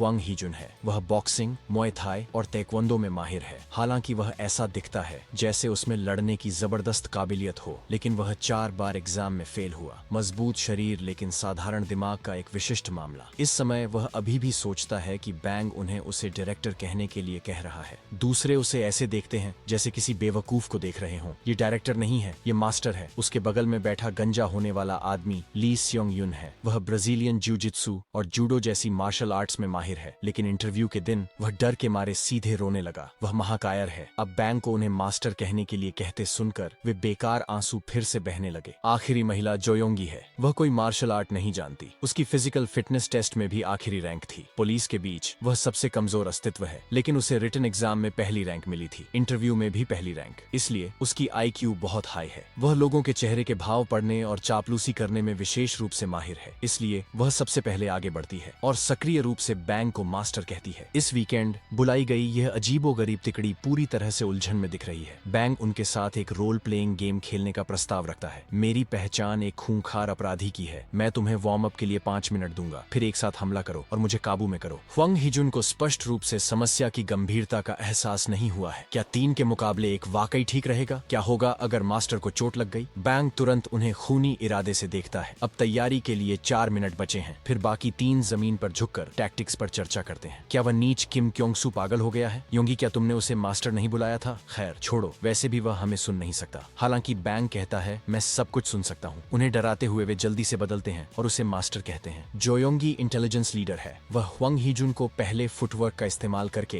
प्रतिद्वंद्वी का ध्यान खींचने के लिए कहती है। फिर ली सियोंग युन मौके का फायदा उठाकर उसे काबू करने के लिए ग्रैपलिंग टेक्निक्स का इस्तेमाल करेगा। हालांकि प्लान एकदम परफेक्ट है, लेकिन जब वे बैंग को अपनी शर्ट उतारते हुए देखते हैं जिसमें उसके 8 पैक एब्स दिख रहे हैं, तो वे तीनों पसीने पसीने होने से खुद को नहीं रोक पाते। यह लड़का कब एक असली मर्द बन गया? जोयोंगी ह्वांग हिजुन को ओरिजिनल प्लान के हिसाब से काम करने का निर्देश देती है। फिर वह मौके पर ही टैप डांस करने लगता है। बेवकूफ, तुम्हें उसके सामने जाना होगा। हालांकि अगले ही पल ह्वांग हिजुन को सीधे मुक्का पड़ता है और वह उड़ता हुआ पीछे गिरता है। बैंग इन लोगों के बारे में निशब्द है। क्या तुम मेरे साथ मजाक कर रहे हो? अपराधियों का सामना करते समय क्या तुम्हारा ऐसा ही परफॉर्मेंस होता है? जोयोंगी जल्दी से ली सियोंग युन को आगे बढ़ने के लिए कहती है। हालांकि वह डर जाता है और भागने के लिए मुड़ता है। बैंग जल्दी से उसे पकड़ लेता है। उसने वास्तव में अपनी पीठ अपराधी की तरफ कर दी। तुम बेवकूफ, क्या तुम्हें पता भी है कि पुलिस ऑफिसर कैसे बनते हैं? सबसे अच्छी फिजिकल फिटनेस वाले दोनों लोगों से निपटने के बाद जोयोंगी, जो 0 कॉम्बैट पावर वाली कमजोर लड़की है, कोई हलचल नहीं कर सकती। इसलिए वह समझदारी से घुटनों के बल बैठ जाती है और मास्टर से अपनी जान बख्शने की भीख मांगती है। निश्चित रूप से आप एक महिला को तो नहीं मारेंगे? बैंग धीरे से उसकी ठुड्डी उठाता है। क्या महिलाएं पुलिस ऑफिसर्स नहीं होती? ये कमजोर लोग उसकी कल्पना से भी ज्यादा निशब्द करने वाले हैं। आज हम 3 बार ऐसी ही ट्रेनिंग करेंगे। अगर तुम पिटना नहीं चाहते तो मुझ पर झपटने और मुझे काबू करने के लिए जी जान से लड़ो। इसके बाद होंगजुन बैंग को सलाह देता है कि वह इतनी कड़ी ट्रेनिंग न दे। साधारण लोग तुम्हारे मुक्कों को सहन नहीं कर सकते। लेकिन बैंग कहता है, क्या जिन लोगों को हम पकड़ रहे हैं वे साधारण लोग हैं? साथ ही तुम्हारी पूछताछ से अभी तक कोई नतीजा क्यों नहीं निकला? होंगजुन कहता है कि वे चाहे कुछ भी हो जाए बोलने से इनकार कर देते हैं। मैं कुछ नहीं कर सकता। ये सब इसलिए है क्योंकि मैंने तुम पुलिस ऑफिसर्स पर भरोसा करना चुना। अब से मैं खुद पूछताछ करूंगा। होंगजुन जल्दी से उसे याद दिलाता है कि टॉर्चर की इजाजत नहीं है। हालांकि बैंग को भरोसा है। मेरे पास एक बेहतर तरीका है। बैंग अपने पुराने रूप का वेश धारण करता है। जब वह इंटरोगेशन रूम में प्रवेश करता है तो वह तुरंत इन दोनों लोगों के नाम पुकारता है। इससे उन्हें बड़ा झटका लगता है। तुम आखिर कौन हो? सबको बहुत समय बाद देखा। मैं बैंग हूँ। अब मुझे वह सब बताओ जो तुम जानते हो। वे दोनों स्वाभाविक रूप से इस पर विश्वास नहीं करते। लॉर्ड बैंग तो बहुत पहले मर चुके हैं।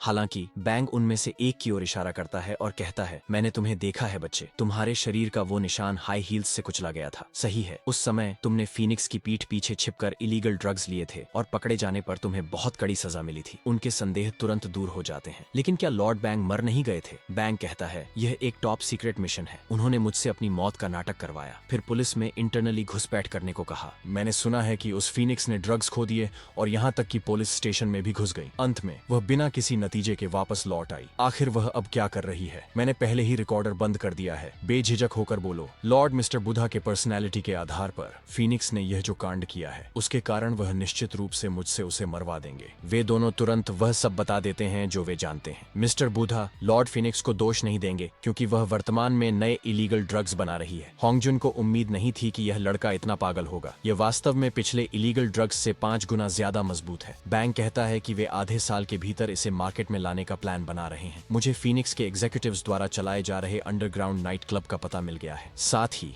इन इलीगल ड्रग्स को बांटने वाले अपराधियों का ठिकाना भी। जहां तक फीनिक्स के रहने की बात है, शायद केवल उसके एग्जीक्यूटिव्स ही जानते हैं, तो हमें अब सबसे पहले उन एग्जीक्यूटिव्स को गिरफ्तार करने की जरूरत है। फीनिक्स, जो अभी मिस्टर बुधा के हाथों से अपनी जान बचाकर भागी है, अभी भी सदमे की स्थिति में है। जब एग्जीक्यूटिव्स सुनते हैं कि माल 3 महीने के भीतर बेचा जाना चाहिए, तो वे सभी सोचते हैं कि इतना कम समय बहुत जल्दबाजी वाला है। इसके अलावा आपके 2 सबऑर्डिनेट्स अभी भी पुलिस की कैद में हैं। चलिए मिस्टर बुधा से और समय के लिए बात करते हैं। इतनी जल्दबाजी से आसानी से हादसे हो सकते हैं। फीनिक्स सख्ती से कहती है, अगर मिस्टर बुधा हमें दोष देते हैं तो क्या तुम इस समय जिम्मेदारी ले सकते हो? कोई कहता है, अगर कुछ गलत हुआ तो मैं स्वाभाविक रूप से जिम्मेदारी लूंगा। तुम अभी कुछ ज्यादा ही सदमे में हो। आखिर क्या हुआ था जब मैं आसपास नहीं था? फीनिक्स साफ तौर पर कहती है, मैंने कहा 3 महीने तो मतलब 3 महीने। चोजंगमा, तुम डिस्ट्रीब्यूटर्स से संपर्क करो, स्केड्यूल आगे बढ़ाओ। अटैकर, तुम जितनी जल्दी हो सके ड्रग्स तैयार करो। जहां तक सैंग पी नाम के इस व्यक्ति की बात है, उसका काम फीनिक्स के थक जाने पर उसे आराम देना है। इस समय ऑडबॉल ट्रियो बैंक की ट्रेनिंग के नीचे पूरी तरह से थक चुका है। किमोंगसू, क्या तुम कुछ ज्यादा नहीं कर रहे? वास्तव में हमें ट्रेन करने के लिए इस तरीके का इस्तेमाल कर रहे हो। क्या तुमने नहीं कहा था कि तुम कुछ भी करोगे? जोयोंगी कहती है, हम तुम्हारी टीम में अपराधियों को पकड़ने के लिए शामिल हुए थे, न कि तुम्हारे साथ लड़ने के लिए। क्योंकि तुम अपराधियों को पकड़ने के लिए इतने उतावले हो तो मेरे पीछे आओ। फिर बैंग उन्हें एक दूर दराज के वेयरहाउस में ले आता है। अंदर जाने के बाद ऑडबॉल ट्रियो मौके पर ही दंग रह जाता है, क्योंकि उनके सामने खड़े लोग इलीगल ड्रग्स बेचने वाले अपराधी हैं। तुम सब मुझे क्यों देख रहे हो? क्या तुम्हारे सामने अपराधी नहीं है? जल्दी करो और उन्हें गिरफ्तार करो, मेरे पुलिस ऑफिसर्स। असली अपराधियों को देखकर ऑडबॉल ट्रियो तुरंत डर जाता है। हालांकि बैंग की एक दुष्ट मुस्कान है। मैं तुम्हारे सुखद समय की कामना करता हूँ। फिर वह सभी को वेयरहाउस में बंद कर देता है। अपराधी यह सुनकर कि वे पुलिस हैं, तुरंत अपने सबऑर्डिनेट्स को उन सबको खत्म करने का आदेश देते हैं। वंग हीजुन और ली स्योंग युन तुरंत डर के मारे अपना आपा खो देते हैं। जोयोंगी उन्हें शांत रहने के लिए दिलासा देती है, भले ही हम लड़ न सकें, हम मरेंगे नहीं। किमोंगसू चाहे कितना भी ट्रैश क्यों ना हो, वह हमें मरते हुए नहीं देखेगा। अब उस बास्टर्ड किमोंगसू को दिखा दो कि हम भी पुलिस ऑफिसर्स हैं। बैंग उसके परफॉर्मेंस से संतुष्ट है, न केवल हाई आईक्यू बल्कि क्विक रिएक्शंस भी। लेकिन नुकसान यह है कि वह एक्शन में बिल्कुल मदद नहीं कर सकती। वह वंग हीजुन को कमान संभालने के लिए कहता है, प्रतिद्वंद्वी को अपनी ताकत दिखाओ। उम्मीद नहीं थी कि वह सीधे उस आदमी की मुट्ठी में जाकर घुसेगा, हालांकि जिसकी उन दोनों को उम्मीद नहीं थी। वंग हीजुन ने एक मुक्का खाया और वास्तव में कहा कि उसे बिल्कुल भी दर्द नहीं हो रहा है। इस आदमी की मुट्ठी किमोंगसू की तुलना में रुई जैसी है। उसे किमोंगसू से पिटने की आदत हो गई होगी। अब उसे अपना शरीर विशेष रूप से टिकाऊ महसूस होता है। फिर वह ली स्योंग युन को शामिल होने के लिए बुलाता है। इन लोगों के हमले गुदगुदी जैसे हैं। तभी पीछे से कोई लोहे की रॉड लेकर स्नीक अटैक की तैयारी करता है। नाजुक मोड़ पर हमेशा डरपोक रहने वाला ली स्योंग युन आखिरकार एक्शन लेता है। बैंग उनका मनोबल बढ़ते देख प्रसन्न है। थोड़ी ट्रेनिंग के साथ ये दोनों उपयोगी हो सकते हैं। जो उसे अब सबसे बड़ा सिरदर्द दे रहा है वह है जोयोंगी। इस लड़की के पास केवल बोलने का हुनर है। अपने गुंडों को 2 पुलिस ऑफिसर्स को भी न संभाल पाते देख बॉस आखिरकार शांत नहीं बैठ पाता। वह अपनी शर्ट उतारता है, जिससे मांसपेशियों से भरा शरीर दिखाई देता है। वांग हिजुन और ली स्योंग युन के तुरंत पसीने छूट जाते हैं। प्रतिद्वंद्वी के शक्तिशाली ऑरा के नीचे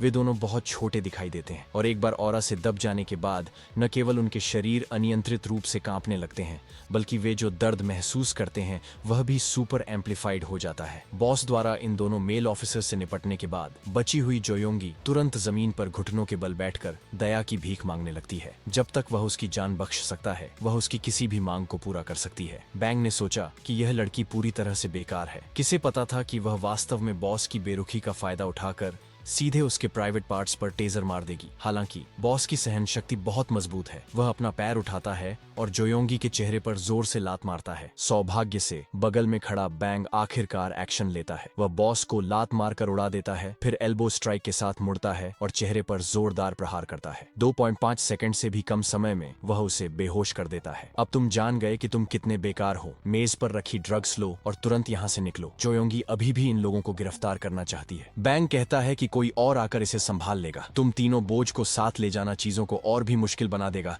जब हम उनका सामना करेंगे। कुछ ही देर बाद फीनिक्स का सबऑर्डिनेट, ड्रग प्रोडक्शन का प्रभारी एग्जीक्यूटिव चो जंग मा यहाँ पहुंचता है। बॉस बस दया की भीख मांगना चाहता है। चो जंग मा दोनों हाथों से उसका मुंह खोलता है। वास्तव में उसका जबड़ा जिंदा ही नोच देता है। इस समय बगल वाला गुंडा उसे पीछे देखने के लिए याद दिलाता है। मेज पर एक कार्ड चिपका हुआ है। चो जंग मा के चेहरे का भाव तुरंत जम जाता है, क्योंकि इस कार्ड का मालिक बैंग है। बैंग जब्त किए गए इलीगल ड्रग्स होंग जुन को सौंपता है और उसे याद दिलाता है कि फीनिक्स के खिलाफ प्यारा सा प्लान आधिकारिक तौर पर शुरू हो सकता है। ऑपरेशन शुरू होने से पहले होंग जुन कहता है कि वह उसे किसी से मिलवाना चाहता है। वह इस प्लान में भाग लेने वाली टीम लीडर है, पुलिस कमिश्नर किम ए योंग। जब किम ए योंग सुनती है कि उसके सामने वाला आदमी सिर्फ एक सार्जेंट है, तो वह तुरंत उसे सुरक्षा प्रमुख के ऑफिस में इतनी बेशर्मी से बैठने के लिए डांटती है जिसमें हायरार्की की कोई समझ नहीं है। फिर बैंग की जांघ पर पैर रखकर उसे तुरंत खड़ा होने का आदेश देती है। बैंग न केवल गुस्सा नहीं होता बल्कि कहता है, इसे खड़ा करो। किम ए योंग उलझन में है। इसे खड़ा करो का क्या मतलब है? बैंग समझाता है, वैसे भी मैं हिलना नहीं चाहता। तुम ही इसे खड़ा करने में मेरी मदद क्यों नहीं करती? किम ए योंग ने पहले कभी किसी को उसके प्रति ऐसा गुंडागर्दी करते नहीं देखा था। मैं तुम्हें अभी खड़ा कर दूंगी। किम ए योंग जल्दी से अपना पैर पीछे खींचती है। बैंग ने सोचा कि वह किकिंग अटैक करना चाहती है, हालांकि वह उसका पैर ऊपर उठा लेती है। पता चलता है कि वह उसका सिर लॉक करने के लिए ब्राजीलियन जिजित्सु का इस्तेमाल करना चाहती है। स्वॉट टीम के लोग वाकई असाधारण हैं। ये उन 3 बेवकूफों से कहीं ज्यादा मजबूत है। किम ए योंग और भी हैरान है। ये लड़का वास्तव में उसके सभी हमलों से पूरी तरह बच गया। फिर वह अपनी चाल बदलती है, सीधे अपने पूरे शरीर के साथ झपटती है, लेकिन उसका स्वागत बैंग की रेत की बोरी जैसी मुट्ठी से होता है। एक मुक्का खाने के बाद किम ए योंग कमजोरी से उसकी जांघ पर लेट जाती है। बैंग यहाँ उसका मजाक उड़ाना शुरू कर देता है। क्या तुमने नहीं कहा था कि तुम इसे खड़ा करने में मेरी मदद करोगी? तुम खुद क्यों लेटी हुई हो? किम ए योंग का गुस्सा तुरंत 7वें आसमान पर पहुंच जाता है। वह पागलों की तरह बैंग पर हमला करने लगती है। हालांकि वह बैंग का एक बाल भी नहीं छू पाती और नाइस बॉडी कहकर चिढ़ाई जाती है। होंग जुन चुपचाप बगल में आ भरता है। उन दोनों की हाथापाई खत्म होने के बाद वह बैंग द्वारा लाई गई जानकारी के आधार पर फीनिक्स को खत्म करने के प्लान की व्यवस्था शुरू करता है। फीनिक्स के टॉप एग्जीक्यूटिव्स महीने के हर वीकेंड पर अंडरग्राउंड नाइट क्लब में मिलते हैं, जब तुम अपनी संबंधित टीम्स का नेतृत्व करते हुए एक साथ हमला करोगे। किम ए योंग इस जानकारी की सत्यता पर सवाल उठाती है। क्या इसकी पुष्टि की गई है? होंग जुन कहता है कि यह सार्जेंट किमोंग सू द्वारा व्यक्तिगत पूछताछ के माध्यम से प्राप्त की गई थी। किम ए योंग और भी संदिग्ध है। क्या मजाक है? वे तब भी नहीं बोले जब हमने पहले उनसे पूछताछ की थी। बैंग मासूमियत से कहता है, मुझे तुम्हारे लिए जानकारी मिल गई, तुम्हें मुझे धन्यवाद देना चाहिए। किम ए योंग स्पष्ट रूप से जानबूझकर उसमें नुक्स निकालने की कोशिश कर रही है। बस चुप रहो, जब तक मैं इसे व्यक्तिगत रूप से नहीं सुनती मैं विश्वास नहीं करूंगी। मुझे फिर से पूछताछ करने दो। होंग जुन निर्णायक रूप से इनकार कर देता है, क्योंकि वे 2 पकड़े गए अपराधी पहले ही मर चुके हैं। बैंग जल्दी से अंदाजा लगा लेता है कि यह निश्चित रूप से मिस्टर बुदा ही होगा जिसने उन्हें मरवाया है। उसे उम्मीद नहीं थी कि इस पुलिस स्टेशन की सुरक्षा इतनी खराब होगी, लेकिन किम ए योंग को स्थिति का पता नहीं है। वह होंग जुन से पूछती है कि वे कैसे मरे। हालांकि होंग जुन न केवल जवाब नहीं देता बल्कि किमोंग सू को पहले जाने के लिए कहता है। उसे किमोंग सू से निजी तौर पर कुछ चर्चा करनी है। इससे किम ए योंग और भी नाराज हो जाती है। जाने से पहले वह बैंग को धमकी देती है, मेरी विशेषता स्नाइपिंग है, अगली बार मैं तुमसे फिर से लड़ने के लिए बंदूक लाऊंगी। फिर होंग जुन बैंग को कुछ सौंपता है। यह फीनिक्स के सबऑर्डिनेट्स के मरने के बाद उस इंटरोगेशन रूम में मिला था। उसी समय फीनिक्स अपने हाथ में कार्ड को देखते हुए पूरी तरह कांप रही है। ये वही है जो बैंग ने इलीगल ड्रग्स जब्त करने के बाद छोड़ा था। एग्जीक्यूटिव्स मूल रूप से मिस्टर बुदा को इसके बारे में बताना चाहते थे, लेकिन फीनिक्स तुरंत मना कर देती है। बैंग निश्चित रूप से पहले ही मर चुका है। बकवास करने के लिए मिस्टर बुदा निश्चित रूप से मुझे डांटेंगे, लेकिन पुलिस के पास बैंग का कार्ड क्यों होगा? क्या वह आदमी वाकई बैंग हो सकता है? क्या मैं भी उसकी तरह मिस्टर बुधा से बच सकती हूँ और अपनी जान बचा सकती हूँ? मिस्टर बुधा द्वारा उस पर बंदूक तानने का दृश्य अभी भी यादों में ताजा है। फीनिक्स का दिल बेहद कशमकश में है। ये पूरी तरह से प्रभावित करता है कि उसका अगला प्लान कैसे विकसित होना चाहिए। निरंतर कशमकश के तहत फीनिक्स पूरी तरह से कंट्रोल खो देती है। एग्जीक्यूटिव्स जल्दी से लॉर्ड सैंग पी को बुलाते हैं। सैंग पी ड्रग बनाने में माहिर है। उसने फीनिक्स के लिए खास तौर पर ऐसे इलीगल ड्रग्स बनाए हैं जो लोगों को यूफोरिक महसूस करा सकते हैं। आराम करने के बाद फीनिक्स अपने सबऑर्डिनेट्स को ओरिजिनल प्लान के अनुसार आगे बढ़ने के लिए कहती है। हालांकि सबऑर्डिनेट्स को लगता है कि यह बहुत खतरनाक है। पुलिस के पास पहले से ही उनकी इंटेलिजेंस है। फीनिक्स सैंग पी से कहती है कि उन्हें भी इसे आजमाने दें। यह ताजा बने नए ड्रग्स हैं। उन दोनों के इसे सूंघने के बाद उन्हें तुरंत लगता है कि सारी चिंताएं और परेशानियां दूर हो गई हैं। ऐसा लगता है जैसे वे जो कुछ भी करेंगे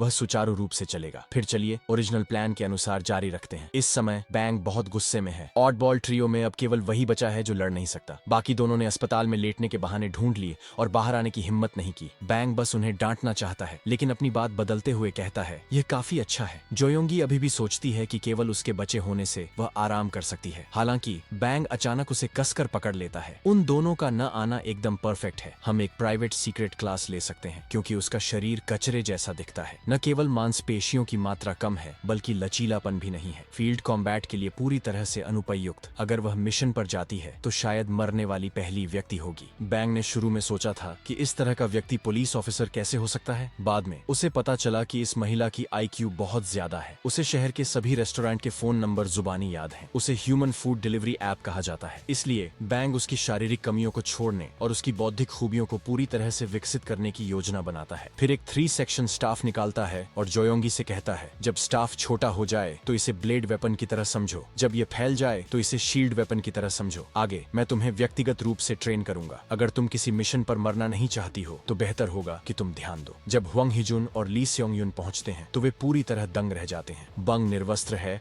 और वह जोयोंगी को अपने नीचे दबा रहा है। जोयोंगी की आंखों में आंसू हैं। वह कहती है, यह वाकई बहुत इंटेंस है। बैंग उत्साह से उन्हें आमंत्रित करता है। जानना चाहते हो क्या हुआ? जल्दी ही तुम्हारी बारी होगी। तब से बैंग उन्हें अमानवीय ट्रेनिंग देता है। आधा महीना बाद फीनिक्स के खिलाफ ऑपरेशन आधिकारिक तौर पर शुरू होता है। यह समय तिकड़ी के लिए एक बुरे सपने जैसा है। वे फिर कभी उस तरह की चीज का अनुभव नहीं करना चाहते, लेकिन जो बात उन्हें उत्सुक करती है वह यह है कि वास्तव में कौन सा महत्वपूर्ण मिशन है जिसके लिए स्वॉट टीम के साथ काम करने की आवश्यकता है। इसके अलावा किमोंग सू वास्तव में स्वॉट टीम लीडर से इतनी बेरहमी से बात करने की हिम्मत करता है। यह आदमी आखिर करता क्या है? इस समय स्वॉट टीम की किम ए योंग उन्हें रुकने का इशारा करती है। उनके सामने एक प्रवेश द्वार दिखाई देता है जहां मास्क पहने 2 विकृत आदमी खड़े हैं। किम अयोंग बिना एक शब्द बोले आगे बढ़ती है, राइफल की बट मारकर एक को मार देती है। दूसरा गुंडा जल्दी से खंजर निकालता है। किम एयोंग सीधे लात मारकर उसके जबड़े पर वार करती है। तिकड़ी दंग रह जाती है। फिर किम एयोंग रेडियो उठाती है और कहती है, गार्ड से मैंने निपट लिया है, ऑपरेशन शुरू करने की तैयारी करें। बांग तिकड़ी की ओर मुड़ता है और कहता है, चलो हम भी अंदर चलते हैं। अप्रत्याशित रूप से किम एयोंग मना कर देती है, तुम यहीं रहो और पहरा दो, मेरे आदेश के बिना अंदर मत आना। मात्र साधारण पुलिस अधिकारी स्वॉट टीम के साथ मिशन को अंजाम देने की हिम्मत कर रहे हैं। यह बयान जोयोंगी के आत्मसम्मान को पूरी तरह से ठेस पहुंचाता है। वह वापस बोलने वाली होती है, लेकिन किम योंग उसे डांट देती है। एक छोटा पेट्रोल ऑफिसर मुझसे जुबान लड़ाने की हिम्मत कर रहा है। अगर सिक्योरिटी चीफ के आदेश न होते तो मैं तुम्हें साथ आने की अनुमति नहीं देती। अब हमारे मिशन में दखल मत देना। जिसकी किम योंग को उम्मीद नहीं थी वह यह है कि इस बार बैंग असामान्य रूप से आज्ञाकारी है। तो तुम स्वॉट टीम वाले खुद ही अंदर जाओ। अगर कुछ गलत हुआ तो हम जिम्मेदार नहीं हैं। अगर किम योंग को पता होता कि बैंग ने जानबूझकर उसे पहले जाने दिया तो वह निश्चित रूप से उसे मारने के लिए काफी गुस्से में होती, क्योंकि जब वे दरवाजा तोड़कर अंदर घुसते हैं तो उन्हें पता चलता है कि उनके सामने का दृश्य संगीत से बिल्कुल मेल नहीं खाता। डांस हॉल में लोग ज़ॉम्बीज की तरह इधर उधर झूम रहे हैं। इस समय फीनिक्स के सबऑर्डिनेट्स काफी समय से उनका इंतजार कर रहे थे। नाइट क्लब के सदस्य दोस्तों, नमस्ते। इस समय नाइट क्लब के अंदर बिन बुलाए मेहमान हमारी पार्टी में खलल डालने की कोशिश कर रहे हैं। जो कोई भी इन लोगों को काबू करके यहाँ लाएगा, एक सिर के बदले 1 महीने के मुफ्त ड्रग यूसेज के वाउचर मिलेंगे। हर कोई तुरंत पागल हो जाता है और उन पर झपट पड़ता है। किम एयोंग ने ऐसा दृश्य कहाँ देखा होगा? ये बिल्कुल अपोकलिप्स फिल्मों के ज़ॉम्बीज की तरह है। वह जल्दी से हमलों को रोकने के लिए ढाल उठाने का आदेश देती है। फीनिक्स को खत्म करने का ऑपरेशन आधिकारिक तौर पर शुरू होता है। इस रफ्तार से स्वॉट टीम जल्दी ही बिखर जाएगी। कार्यकारी डोंग छूल शांति से बगल में आह भरता है। वैसे भी तुम बिना सोचे समझे गोली नहीं चला सकते। इस समय किम एयोंग सभी को गैस मास्क पहनने का आदेश देती है। फिर भीड़ में टीयर गैस ग्रेनेड फेंकती है, लेकिन वह अभी भी गलत अनुमान लगाती है। लोगों का यह समूह पहले ही पूरी तरह पागलपन की स्थिति में गिर चुका है। टीयर गैस का कोई असर नहीं होता। डोंग चुल बैकडोर से सभी ड्रग्स को बाहर भेजने की व्यवस्था करता है। तभी प्रवेश द्वार से कदमों की आहट सुनाई देती है। किम एयोंग को पता चलता है कि यह बैंग है और वह उसे आदेशों की अवहेलना करने और बिना अनुमति के प्रवेश करने के लिए डांटने ही वाली होती है। बैंग उसके सिर पर पैर रखता है। किम एयोंग का इस्तेमाल एक स्प्रिंग बोर्ड की तरह करता है। वह ऊपर उछलता है और डोंगचुल की ओर झपटता है, और जैसे ही वह वहां से गुजरता है डोंगचुल का शरीर अनगिनत चाकू के घावों की चपेट में आ जाता है। फिर बैंग उसे दीवार के खिलाफ दबाता है। वह एक खंजर निकालता है और सीधे उसके दोनों हाथों में छेद कर देता है। मैं तुम्हारी जान बख्श दूंगा, बस चुपचाप दीवार पर टिके रहो। बोलने के बाद बैंग क्लब के अंदरूनी हिस्से की ओर चलता है। किम एयोंग स्वॉट टीम का नेतृत्व करती है और कड़ी मेहनत के बाद अंततः सभी नशेड़ियों को गिरा देती है। हालांकि दीवार पर केवल एक खंजर रह जाता है। डोंगचुल ने वास्तव में जबरदस्ती अपने हाथ बाहर निकाल लिए। किम अयोंग अपनी पिस्टल निकालती है और उसे तुरंत आत्मसमर्पण करने का आदेश देती है। डोंगचुल कहता है, तुमसे मिलकर अच्छा लगा मेरी जूनियर, मैं तुम्हारा सीनियर हूँ। किम अयोंग तुरंत गोली चलाने का आदेश देती है। बाहर खड़ी दूसरी तिकड़ी अंदर से गोलियों की आवाज सुनती है और बहुत नाराज होती है। जब तुम हमें अंदर नहीं जाने दोगे तो हमें यहाँ क्यों लाए? पहले की सीक्रेट क्लासेस ने हमें बहुत दुख दिया। इस समय उनके पीछे एक विशाल आकृति दिखाई देती है। तुम नौसिखिया पुलिस अधिकारी यहाँ क्या कर रहे हो? तीनों डर जाते हैं और तुरंत पीछे हट जाते हैं। जोयोंगी सीधे टेजर निकालती है और गोली चलाती है। हालांकि प्रतिद्वंद्वी नंगे हाथों से 100,000 वोल्ट की चेन पकड़ लेता है। इससे ऑडबॉल ट्रियो पूरी तरह दंग रह जाता है। आता है। बड़ा आदमी कहता है कि यह काफी रोमांचक है, लेकिन लॉर्ड फिनिक्स के स्तर से बहुत दूर है। इस समय डोंग चूल एक मेज के पीछे छिपकर स्वॉट टीम की शूटिंग का विरोध कर रहा है। क्योंकि पुलिस सामान्य रूप से केवल रबर बुलेट्स का उपयोग कर सकती है, उनमें कोई घातक शक्ति नहीं होती है। कोई विकल्प न होने पर किम एयोंग लिव एम्यूनिशन पर स्विच करने का आदेश देती है। वह फिर से डोंग चूल को जल्दी आत्मसमर्पण करने की सलाह देती है, अन्यथा हमले में वह निश्चित रूप से मर जाएगा। हालांकि डोंग चूल कहता है, मर जाना ही बेहतर है। अगर तुम लोगों द्वारा पकड़ा गया तो क्या मैं अपनी बाकी की जिंदगी में इलीगल ड्रग्स का उपयोग नहीं कर पाऊंगा? जब मैं पहले स्वॉट टीम के साथ मिशन पर था तो मैंने गलती से इलीगल ड्रग्स को छू लिया था। तब से मेरी जिंदगी बदल गई। मैंने उच्च गुणवत्ता वाले इलीगल ड्रग्स की खोज के लिए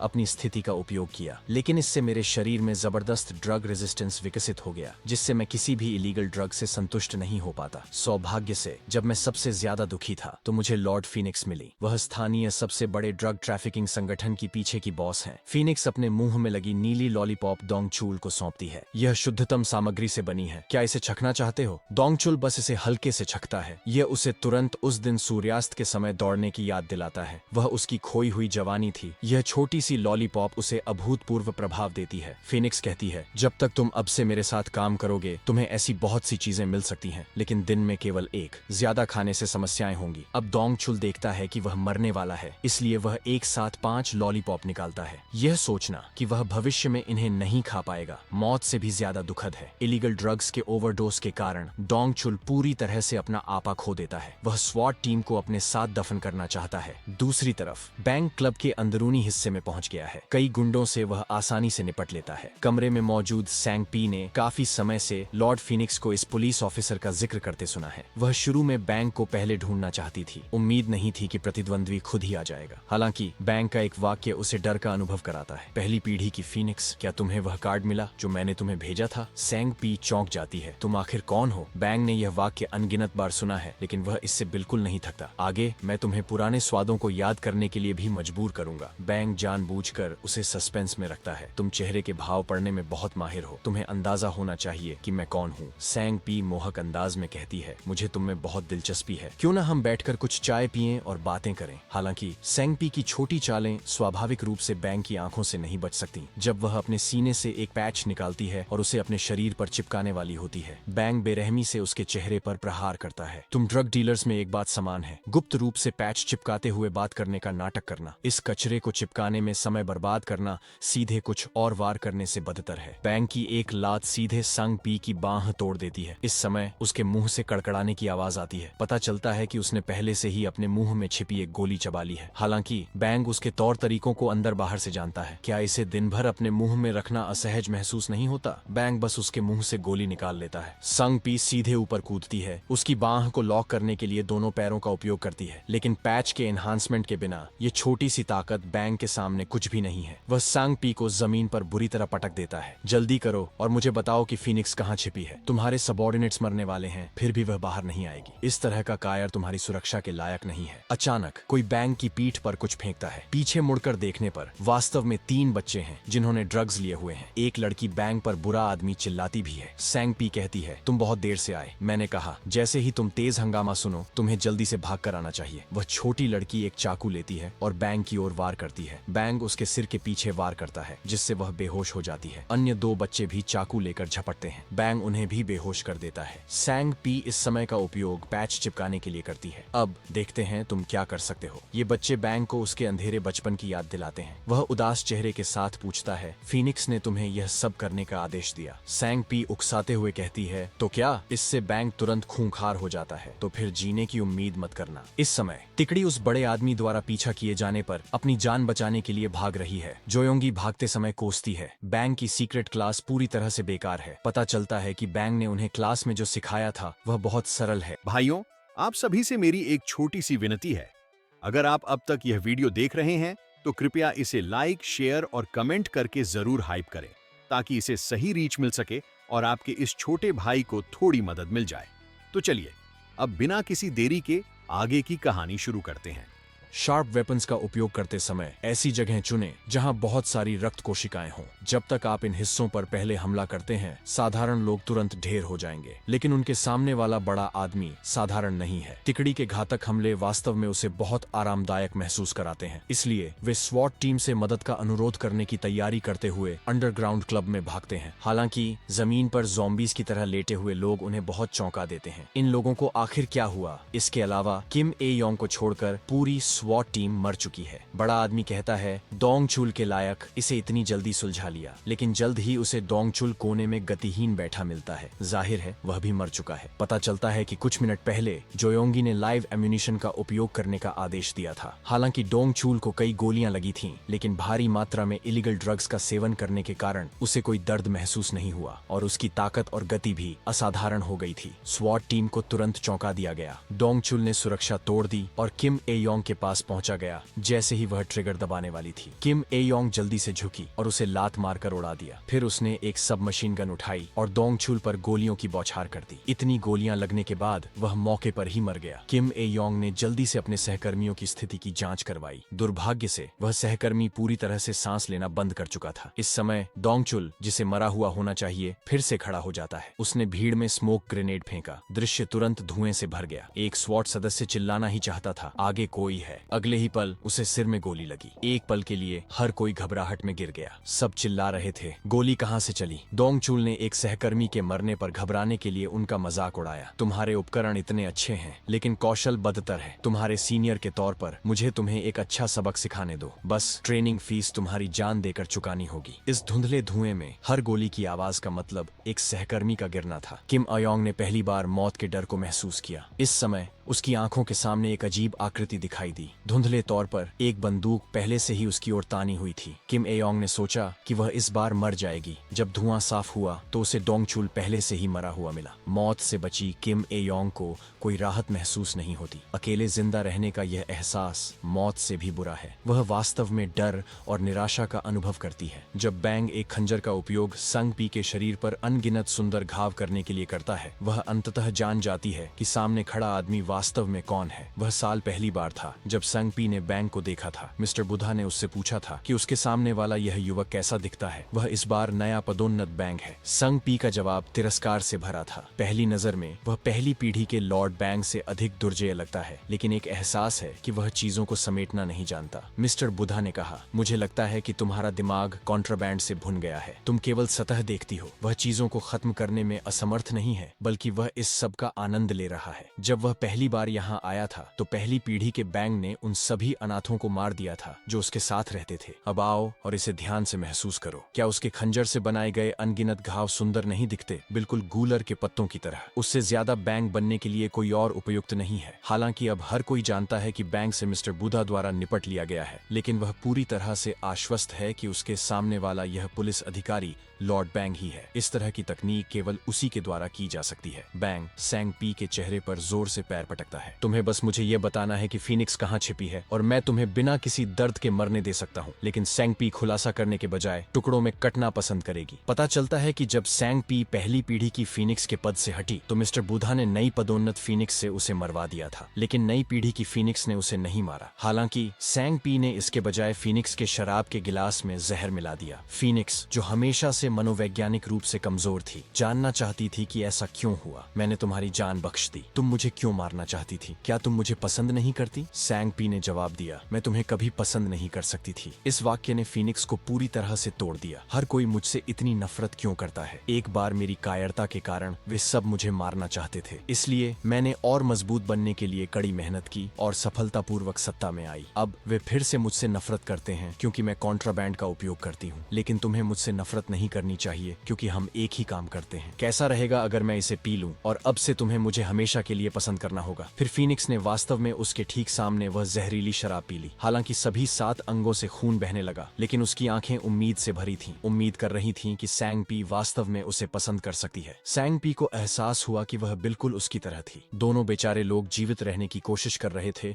और मरते दम तक जीना चाहते थे। अपनी बाहों में एक बच्चे की तरह रोती हुई फीनिक्स को देखकर उसने पहली बार प्यार महसूस किया। मैं उस पहले व्यक्ति को मौत की ओर कैसे धकेल सकती हूँ जिसे मैंने कभी प्यार किया था? बांग को उम्मीद नहीं थी कि उनके बीच ऐसी भावनाएं होंगी। वह वह एक वार से गला काट देता है, जिससे उसे जल्दी मौत मिल जाती है। बाकी जानकारी दूसरों से हासिल करनी होगी। इस समय सैंग पी अपनी आखिरी सांस का उपयोग करते हुए कहती है कि वह निश्चित रूप से यहाँ आएगी। बच्चों के मामले मेरे ही विचार हैं, इसलिए मैं आपसे प्रार्थना करती हूँ कि लॉर्ड फीनिक्स को न मारें। जैसा कि वह कहती है, फीनिक्स पूरी रफ्तार से इस जगह की ओर आ रही है। बैंग का जवाब है कि यह उसके परफॉर्मेंस पर निर्भर करता है। जब वह मांसपेशी वाला आदमी तिकड़ी को फाड़ने ही वाला था, सौभाग्य से बैंग उन्हें बचाने के लिए समय पर प्रकट हुआ। उसने उम्मीद नहीं थी कि स्वॉट टीम एक गंभीर रूप से घायल व्यक्ति को भी नहीं संभाल सकती। ऐसा लगता है कि उसने वास्तव में उन्हें कुछ ज्यादा ही समझ लिया था। इस समय वह मांसपेशी वाला आदमी उसकी असावधानी का फायदा उठाकर मुक्का चलाता है। हड्डियों के टूटने की आवाज तुरंत पूरे कमरे में गूंजती है। बैंग चिढ़ाते हुए कहता है, काफी दर्द हो रहा होगा। फिर वह अन्य तीनों की ओर देखता है। तुम जाओ और उन बच्चों को साथ ले आओ। मेरे इस आदमी से निपटने के बाद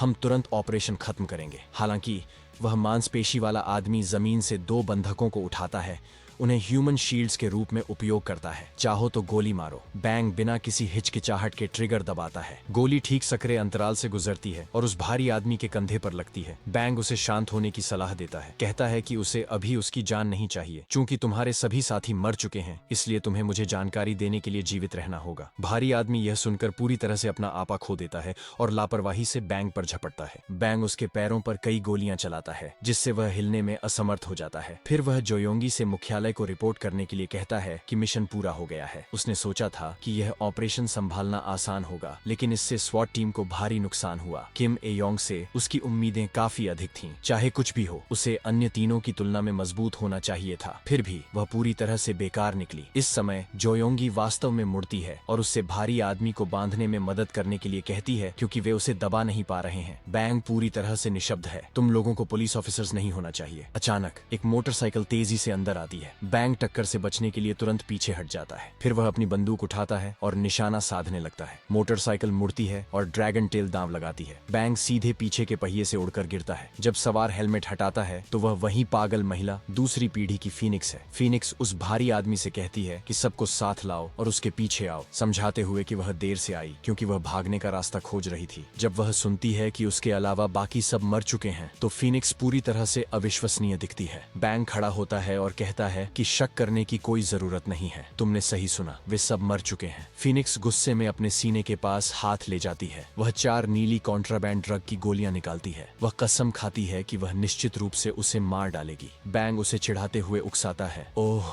मैं बहुत डरा हुआ हूँ। जब बैंग छोटा था तो अपने विद्रोही स्वभाव के कारण अक्सर उसे मिस्टर बूधा से सजा मिलती थी, और फीनिक्स, जिसमें हमेशा प्यार की कमी थी, वह उसकी देखभाल करने और उसे दिलासा देने आती थी, इस उम्मीद में कि इस अवसर के माध्यम से बैंग का साथ मिल सके। क्योंकि हालांकि बैंग आज्ञाकारी नहीं था, लेकिन उसकी क्षमताएं सभी असैसिन्स में शीर्ष पर थीं। इसलिए मिस्टर बूधा ने फैसला किया कि तब से बैंग अन्य लोगों के प्रदर्शन को रैंक करेगा। फीनिक्स चापलूसी करते हुए कहती है कि वह वास्तव में बड़े भाई से ईर्ष्या करती है। न केवल मंथ पद पर पदोन्नत हुए, बल्कि अपना नाम भी मिल गया। मेरा नाम बैंग है। फीनिक्स ने सोचा कि यह बहुत कूल था जब मुझे भी अपना नाम मिलेगा, लेकिन मैंने सुना है कि मंथ्स के बीच संबंध बहुत अच्छे नहीं हैं। अगर मैं किसी दिन मंथ बन सकूं, तो क्या हम अभी भी इसी तरह करीब रह सकते हैं? तुम्हें मुझसे वादा करना होगा। इस समय फीनिक्स अपने हाथ में नीली गोलियां फेंकती है। जैसे ही वे उसकी उंगलियों को छूती हैं, वे तुरंत फट जाती हैं, जिससे नीला धुआं निकलता है। यह न केवल स्मोक बॉम्ब की तरह दृष्टि रोक सकता है, बल्कि जो लोग इसे सूंघते हैं उन्हें सुस्त भी बना देता है। बैंग मुश्किल से फीनिक्स की मोटरसाइकिल की टक्कर से बचता है। फीनिक्स मुड़ती है और एक कायर की तरह भागने के लिए उसका मजाक उड़ाती है, लेकिन बैंग इसमें नहीं फंसता। वह सीढ़ियों की ओर भागता है। तुम सोचते हो कि तुम दूसरी मंजिल पर पहुंच जाओगी तो मैं तुम्हारा पीछा नहीं कर पाऊंगा। वह भागता है, वह पीछा करती है, लेकिन फीनिक्स खुद को उड़ने में असमर्थ पाती है, क्योंकि जमीन उसके सबऑर्डिनेट्स की लाशों से भरी है। बैंग उसे पास आने के लिए उकसाता है। फीनिक्स ब्रेक पकड़ती है और इंजन को अधिकतम गति देती है। फिर वह कई स्टाइलिश ड्रिफ्ट और डबल बूस्ट मारती है, पूरी तरह से सबको बचाते हुए। लेकिन अब पुलिस अधिकारी कहीं नहीं दिख रहा है। पता चलता है कि बैंग छत पर छिप गया था जब वह ड्राइविंग कर रही थी, और कहता है, ड्राइविंग स्किल्स अच्छी हैं नौजवान। फीनिक्स की गर्दन तुरंत कस दी जाती है। उसका शरीर भी बैंग के पैरों से जकड़ लिया जाता है, हिलने में असमर्थ। वह थ्रॉटल की ओर हाथ बढ़ाती है, तेजी लाकर बैंग को झटकने की कोशिश करती है। हालांकि बैंग अपने पैर छोड़ देता है, क्योंकि फीनिक्स ने सेफ्टी हेलमेट नहीं पहना है। अगर वे दोनों गिरते हैं तो फीनिक्स को आसानी से चोट लगेगी। बैंग की पूंछ की हड्डी लगभग टूट ही गई। वह कसम खाता है कि वह ऐसा फिर कभी नहीं करेगा। फीनिक्स का हाल और भी बुरा है। चेहरे पर खून के साथ वह गुर्राती है और पूछती है कि वह वास्तव में कौन है। तुम्हारी मौजूदगी के कारण मेरे सारे प्लान्स चौपट हो गए। बंग जवाब देता है कि वह बचपन में बहुत आज्ञाकारी थी, तो अब वह सब कुछ उस पर कैसे थोप सकती है। फीनिक्स स्वाभाविक रूप से नहीं समझती कि वह किस बारे में बात कर रहा है। तुम आखिर कौन हो? मैं बैंग हूँ। फीनिक्स आखिरकार शांत हो जाती है। तुम क्या बकवास कर रहे हो? बैंग उसे अभी आत्मसमर्पण करने को कहता है कि उसने मूल रूप से उसे मारने की योजना बनाई थी, लेकिन चूंकि वह मिस्टर बुधा के फाइनेंशियल सिस्टम की प्रभारी है, इसलिए उसके पास वे लेन देन के रिकॉर्ड हैं जिनकी पुलिस को जरूरत है। उन्होंने उसे फिलहाल छोड़ने के लिए कहा जब तक वह आत्मसमर्पण करती है और उस मंक का असली चेहरा उजागर करती है। वह उसकी जान बख्शने के लिए सहमत है। फीनिक्स अचानक पागलों की तरह हंसने लगती है। तो बड़े भाई बैंग का वास्तव में एक शिष्य है और वह एक पुलिस अधिकारी भी है। मुझे तुमसे बेहतर पता है कि मेरा कोई शिष्य है या नहीं। तुम्हारे मंक बनने के बाद तुमने मेरी व्यापक जांच की। हर बार जब मैं मिशन पर जाता था तुम पीछे लोग भेजती थी। यह मत सोचो कि मुझे नहीं पता। वागो टेम्पल में केवल हम दोनों ही उस मंक से नफरत करते हैं, तो तुम उसे क्यों बचाती हो? फीनिक्स चिल्लाती है कि वह चुप हो जाए। बैंग पहले ही मर चुका है। मिस्टर बुधा ने तुम्हारी लाश की ओर इशारा किया और मुझे चेतावनी दी कि अगर मैं आज्ञा नहीं मानती तो मेरा भी यही हश्र होगा। एक और बात है जो बैंग ने जाहिर तौर पर अपने शिष्य को कभी नहीं बताई। वह यह है कि मिस्टर बुधा की तुलना में जिस व्यक्ति से मैं सबसे अधिक नफरत करती हूँ वह वास्तव में बैंग है। फीनिक्स का चेहरा पैचेस से ढका है क्योंकि वह बैंग से मौत की लड़ाई लड़ने की तैयारी कर रही है। बैंग उसके पेट पर लात मारता है, लेकिन अप्रत्याशित रूप से उसके कपड़ों में नीली गोलियां छिपी हैं। वह क्षेत्र तुरंत फट जाता है जिससे घना जहरीला धुआं निकलता है। फीनिक्स जो इसे सूंघती है असामान्य रूप से उत्साहित महसूस करती है। न केवल उसकी ताकत और गति बहुत बढ़ गई है, उसकी पीठ में दर्द नहीं होता, उसके पैरों में दर्द नहीं होता और उसके पास चलने की ऊर्जा है। एक पल के लिए बैंग उसका मुकाबला नहीं कर पाता। यह यूफोरिक एहसास फीनिक्स को आनंद के चरम पर ले जाता है और उसकी मनोदशा अभूतपूर्व खुशी तक पहुंच जाती है। हालांकि जल्द ही उसकी दृष्टि बेहद विकृत हो जाती है। कॉन्ट्राबैंड ड्रग्स अंततः दूसरों और खुद दोनों को नुकसान पहुंचाते हैं। फीनिक्स जो ड्रग का साथ खो देती है बेहद कमजोर हो जाती है, जैसे उसका पूरा शरीर खोखला हो गया हो। इस समय उसे पता चलता है कि बैंग वहां पूरी तरह से सुरक्षित खड़ा है। पता चलता है कि अभी जो कुछ भी हुआ वह कॉन्ट्राबैंड ड्रग्स द्वारा पैदा किया गया एक मतिभ्रम था। वे न केवल वास्तविकता को बदलने में विफल रहते हैं बल्कि वे वास्तव में चीजों को बदतर बना देते हैं। लेकिन फीनिक्स पहले ही खुद को खो चुकी है। उसे स्पष्ट रूप से याद है कि वह जीत गई थी। यह हकीकत नहीं हो सकती। मुझे और ड्रग्स चाहिए। इस समय बैंग का एक वाक्य उसे होश में लाता है। फीनिक्स तुम वास्तव में बदसूरत हो। कृपया जब तक कर सकती हो रुक जाओ। फीनिक्स ये स्वीकार नहीं कर सकती कि कोई उसे बदसूरत कहे, इसलिए वह पैचेस का एक ढेर निकालती है और पागलों की तरह आगे झपटती है। बैंग अपने हाथ से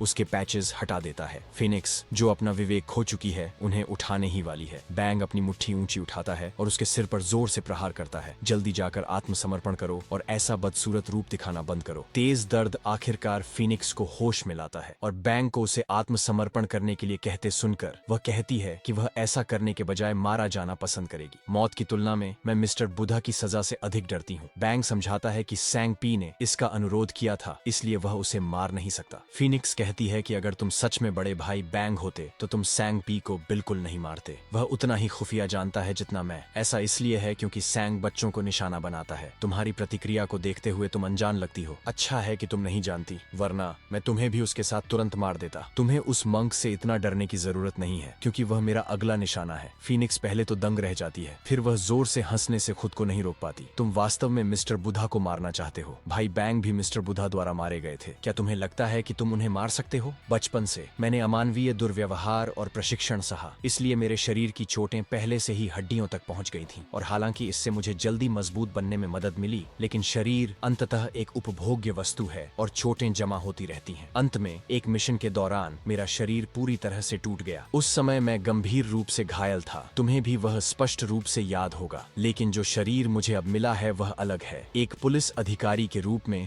उसके पास मजबूत शारीरिक फिटनेस है और बचपन में उसके साथ दुर्व्यवहार नहीं किया गया था, इसलिए उसकी आंतरिक संरचना भी उत्कृष्ट है। एक बार जब मैं इस शरीर और अभ्यास से परिचित हो जाऊं तो मैं निश्चित रूप से उस मंक को मार सकता हूं। फीनिक्स का दिल बेहद हैरान है। क्या तुम सच में भाई बैंग हो सकते हो? बेशक मैं हूं। अपना फैसला खुद करो, या तो आत्मसमर्पण करो या यहीं मरो। इस बीच तिकड़ी बचाव दल के पहुंचने का इंतजार कर रही है। जोयोंगी देखती है कि मांसपेशी वाले आदमी का बहुत खून बह रहा है, इसलिए वह उसे प्राथमिक उपचार देना चाहती है। है। वह आदमी धमकी देता है कि अगर वह उसे छूने की हिम्मत करती है तो वह उसे मार डालेगा, लेकिन जोयोंगी फिर भी उसके घावों पर पट्टी बांधना चुनती है। हालांकि उस आदमी की नजर अचानक बगल की ओर जाती है। फिर पूरी तरह से कांपते हुए वह जोयोंगी से पैचेस निकालने और उन पर लगाने के लिए कहता है। जोयोंगी को स्थिर देखकर वह जल्दी करने और उन्हें उस पर लगाने के लिए चिल्लाता है। वे कॉन्ट्राबैंड ड्रग्स हैं, मैं उन्हें तुम पर क्यों लगाऊं? इस समय दरवाजे पर दो अजीब आदमी दिखाई देते हैं। तुम सही कह रही हो, वे ड्रग्स कॉन्ट्राबैंड की तरह हैं, केवल कमजोर कचरा ही उन्हें छुएगा। ये दो मांसपेशी वाले मिस्टर बुधा के सबॉर्डिनेट्स लेपिडा भाई हैं, जो फीनिक्स के साथ मंथ रैंक साझा करते हैं। वे उस भारी आदमी चो जांग मा पूछ रहे हैं कि वह इतना बेकार कैसे हो गया। तुम्हारी मोटी बांह लगभग एक पतली सुई की तरह घिस गई है। हमने तुम्हें पहले उस कॉन्ट्राबैंड डीलर को मारने के लिए भेजा था। क्या तुम अपना मिशन भूल गए? कॉन्ट्राबैंड ड्रग्स को छूने से पहले चो जांग मा भी उन्हीं की तरह एक मांसपेशी वाला आदमी था। उस दिन उसे फीनिक्स को खत्म करने के लिए आने का आदेश दिया गया था। हालांकि पहली बार फीनिक्स को देखने पर वह गहराई से मंत्रमुग्ध हो गया था। फीनिक्स ने कहा था कि उसे मारने की तुलना में यहाँ कुछ ऐसा है जो तुम्हें और भी बेहतर महसूस करा सकता है। क्या साथ में आनंद लेना चाहते हो? लेपिडा भाई महिलाओं से सबसे ज्यादा नफरत करते हैं और छोटा भाई उसे एक महिला द्वारा इस दयनीय स्थिति में बहकाए जाने के लिए डांटता है। मैंने तुमसे अनगिनत बार कहा है कि महिलाओं से दूर रहो। फिर बड़ा भाई सुधार करता है कि महिलाएं समस्या नहीं है, समस्या यह है कि वह महिला एक कॉन्ट्राबैंड डीलर है। छोटा भाई जवाब देता है कि महिलाएं निश्चित रूप से समस्याग्रस्त हैं, वे बहुत कमजोर हैं और अपने ऊपरी शरीर को बिल्कुल ट्रेन नहीं करती। बड़ा भाई जवाब देता है कि वे अपने पैरों और कूल्हों को अच्छी तरह ट्रेन करती हैं। चो जंगमा पूछता है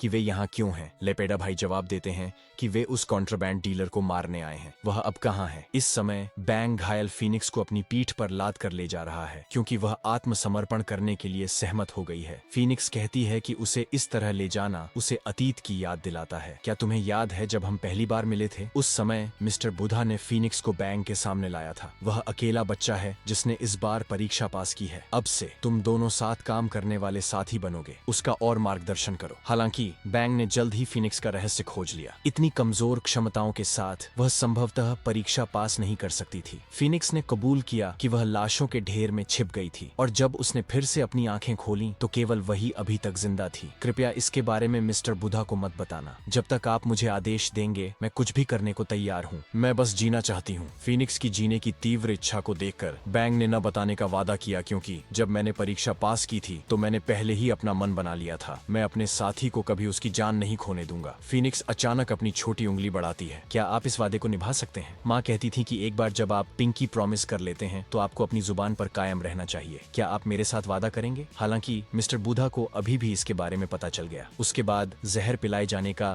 फीनिक्स का दर्दनाक अनुभव आया। इसने उसे पूरी तरह से कॉन्ट्राबैंड ड्रग्स पर जीवित रहने वाले राक्षस में बदल दिया। फीनिक्स कहती है कि वह जानती है कि वह वादा नहीं निभा सका। उस जगह पर तुम मेरा ख्याल कैसे रख सकते थे और एक साथ जीवित कैसे रह सकते थे? जिस व्यक्ति से मुझे सबसे अधिक नफरत करनी चाहिए वह स्पष्ट रूप से वह है, लेकिन किसी तरह मैं तुमसे नफरत करने लगी। इस समय बैंग कहता है वह शायद कुछ गलत समझ गई है। उसने कहा वह अपने साथी को मरने नहीं देगा। उसने यह वादा कभी नहीं तोड़ा। क्या तुम अभी भी नहीं जानती कि तुम उस दिन क्यों नहीं मरी? दूसरी तरफ लेपेडा भाई चो जांग मा को लेक्चर दे रहे हैं। उम्मीद नहीं थी कि तुम इतने कमजोर हो जाओगे। जोयोंगी जल्दी से उन्हें रुकने के लिए चिल्लाती है। वे दोनों अपनी ढाल उठाते हैं और आगे बढ़ते हैं। इस समय एक और मांसपेशी वाला आदमी उनका रास्ता रोकता है। उसकी मोटी लात एक ही प्रहार में उन दोनों को उड़ा देती है। जल्दबाजी मत करो, जब तक हम गद्दार से निपट नहीं लेते इंतजार करो, फिर तुम्हारी बारी है। चो जंग मा मुकाबला करने के लिए एक पैच निकालता है। छोटा भाई निराशा से कहता है कि उसने उसे कभी इतना महत्व दिया था। उम्मीद नहीं थी कि तुम अंत में अभी भी ड्रग्स का उपयोग करोगे। आगे बढ़ो और इसे लगा लो। मुझे देखने दो कि शॉर्टकट तुम्हारे लिए क्या अच्छा करता है। चो जंग मा अपनी गर्दन पर पैच लगाता है। उसे इस बात का डर नहीं है कि ड्रग क्या नुकसान पहुंचा सकता है। वह केवल फीनिक्स को निराश करने से डरता है। हालांकि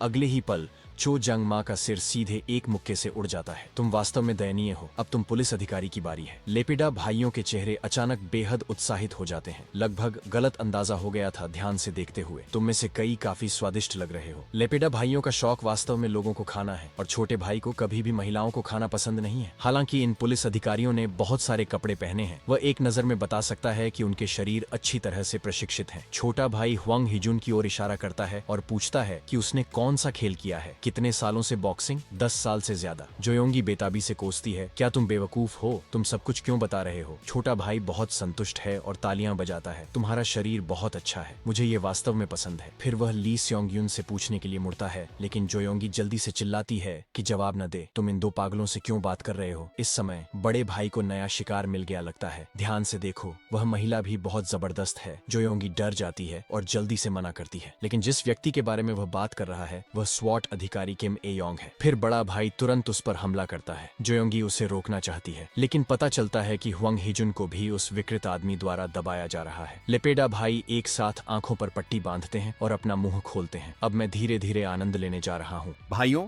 आप सभी से मेरी एक छोटी सी विनती है।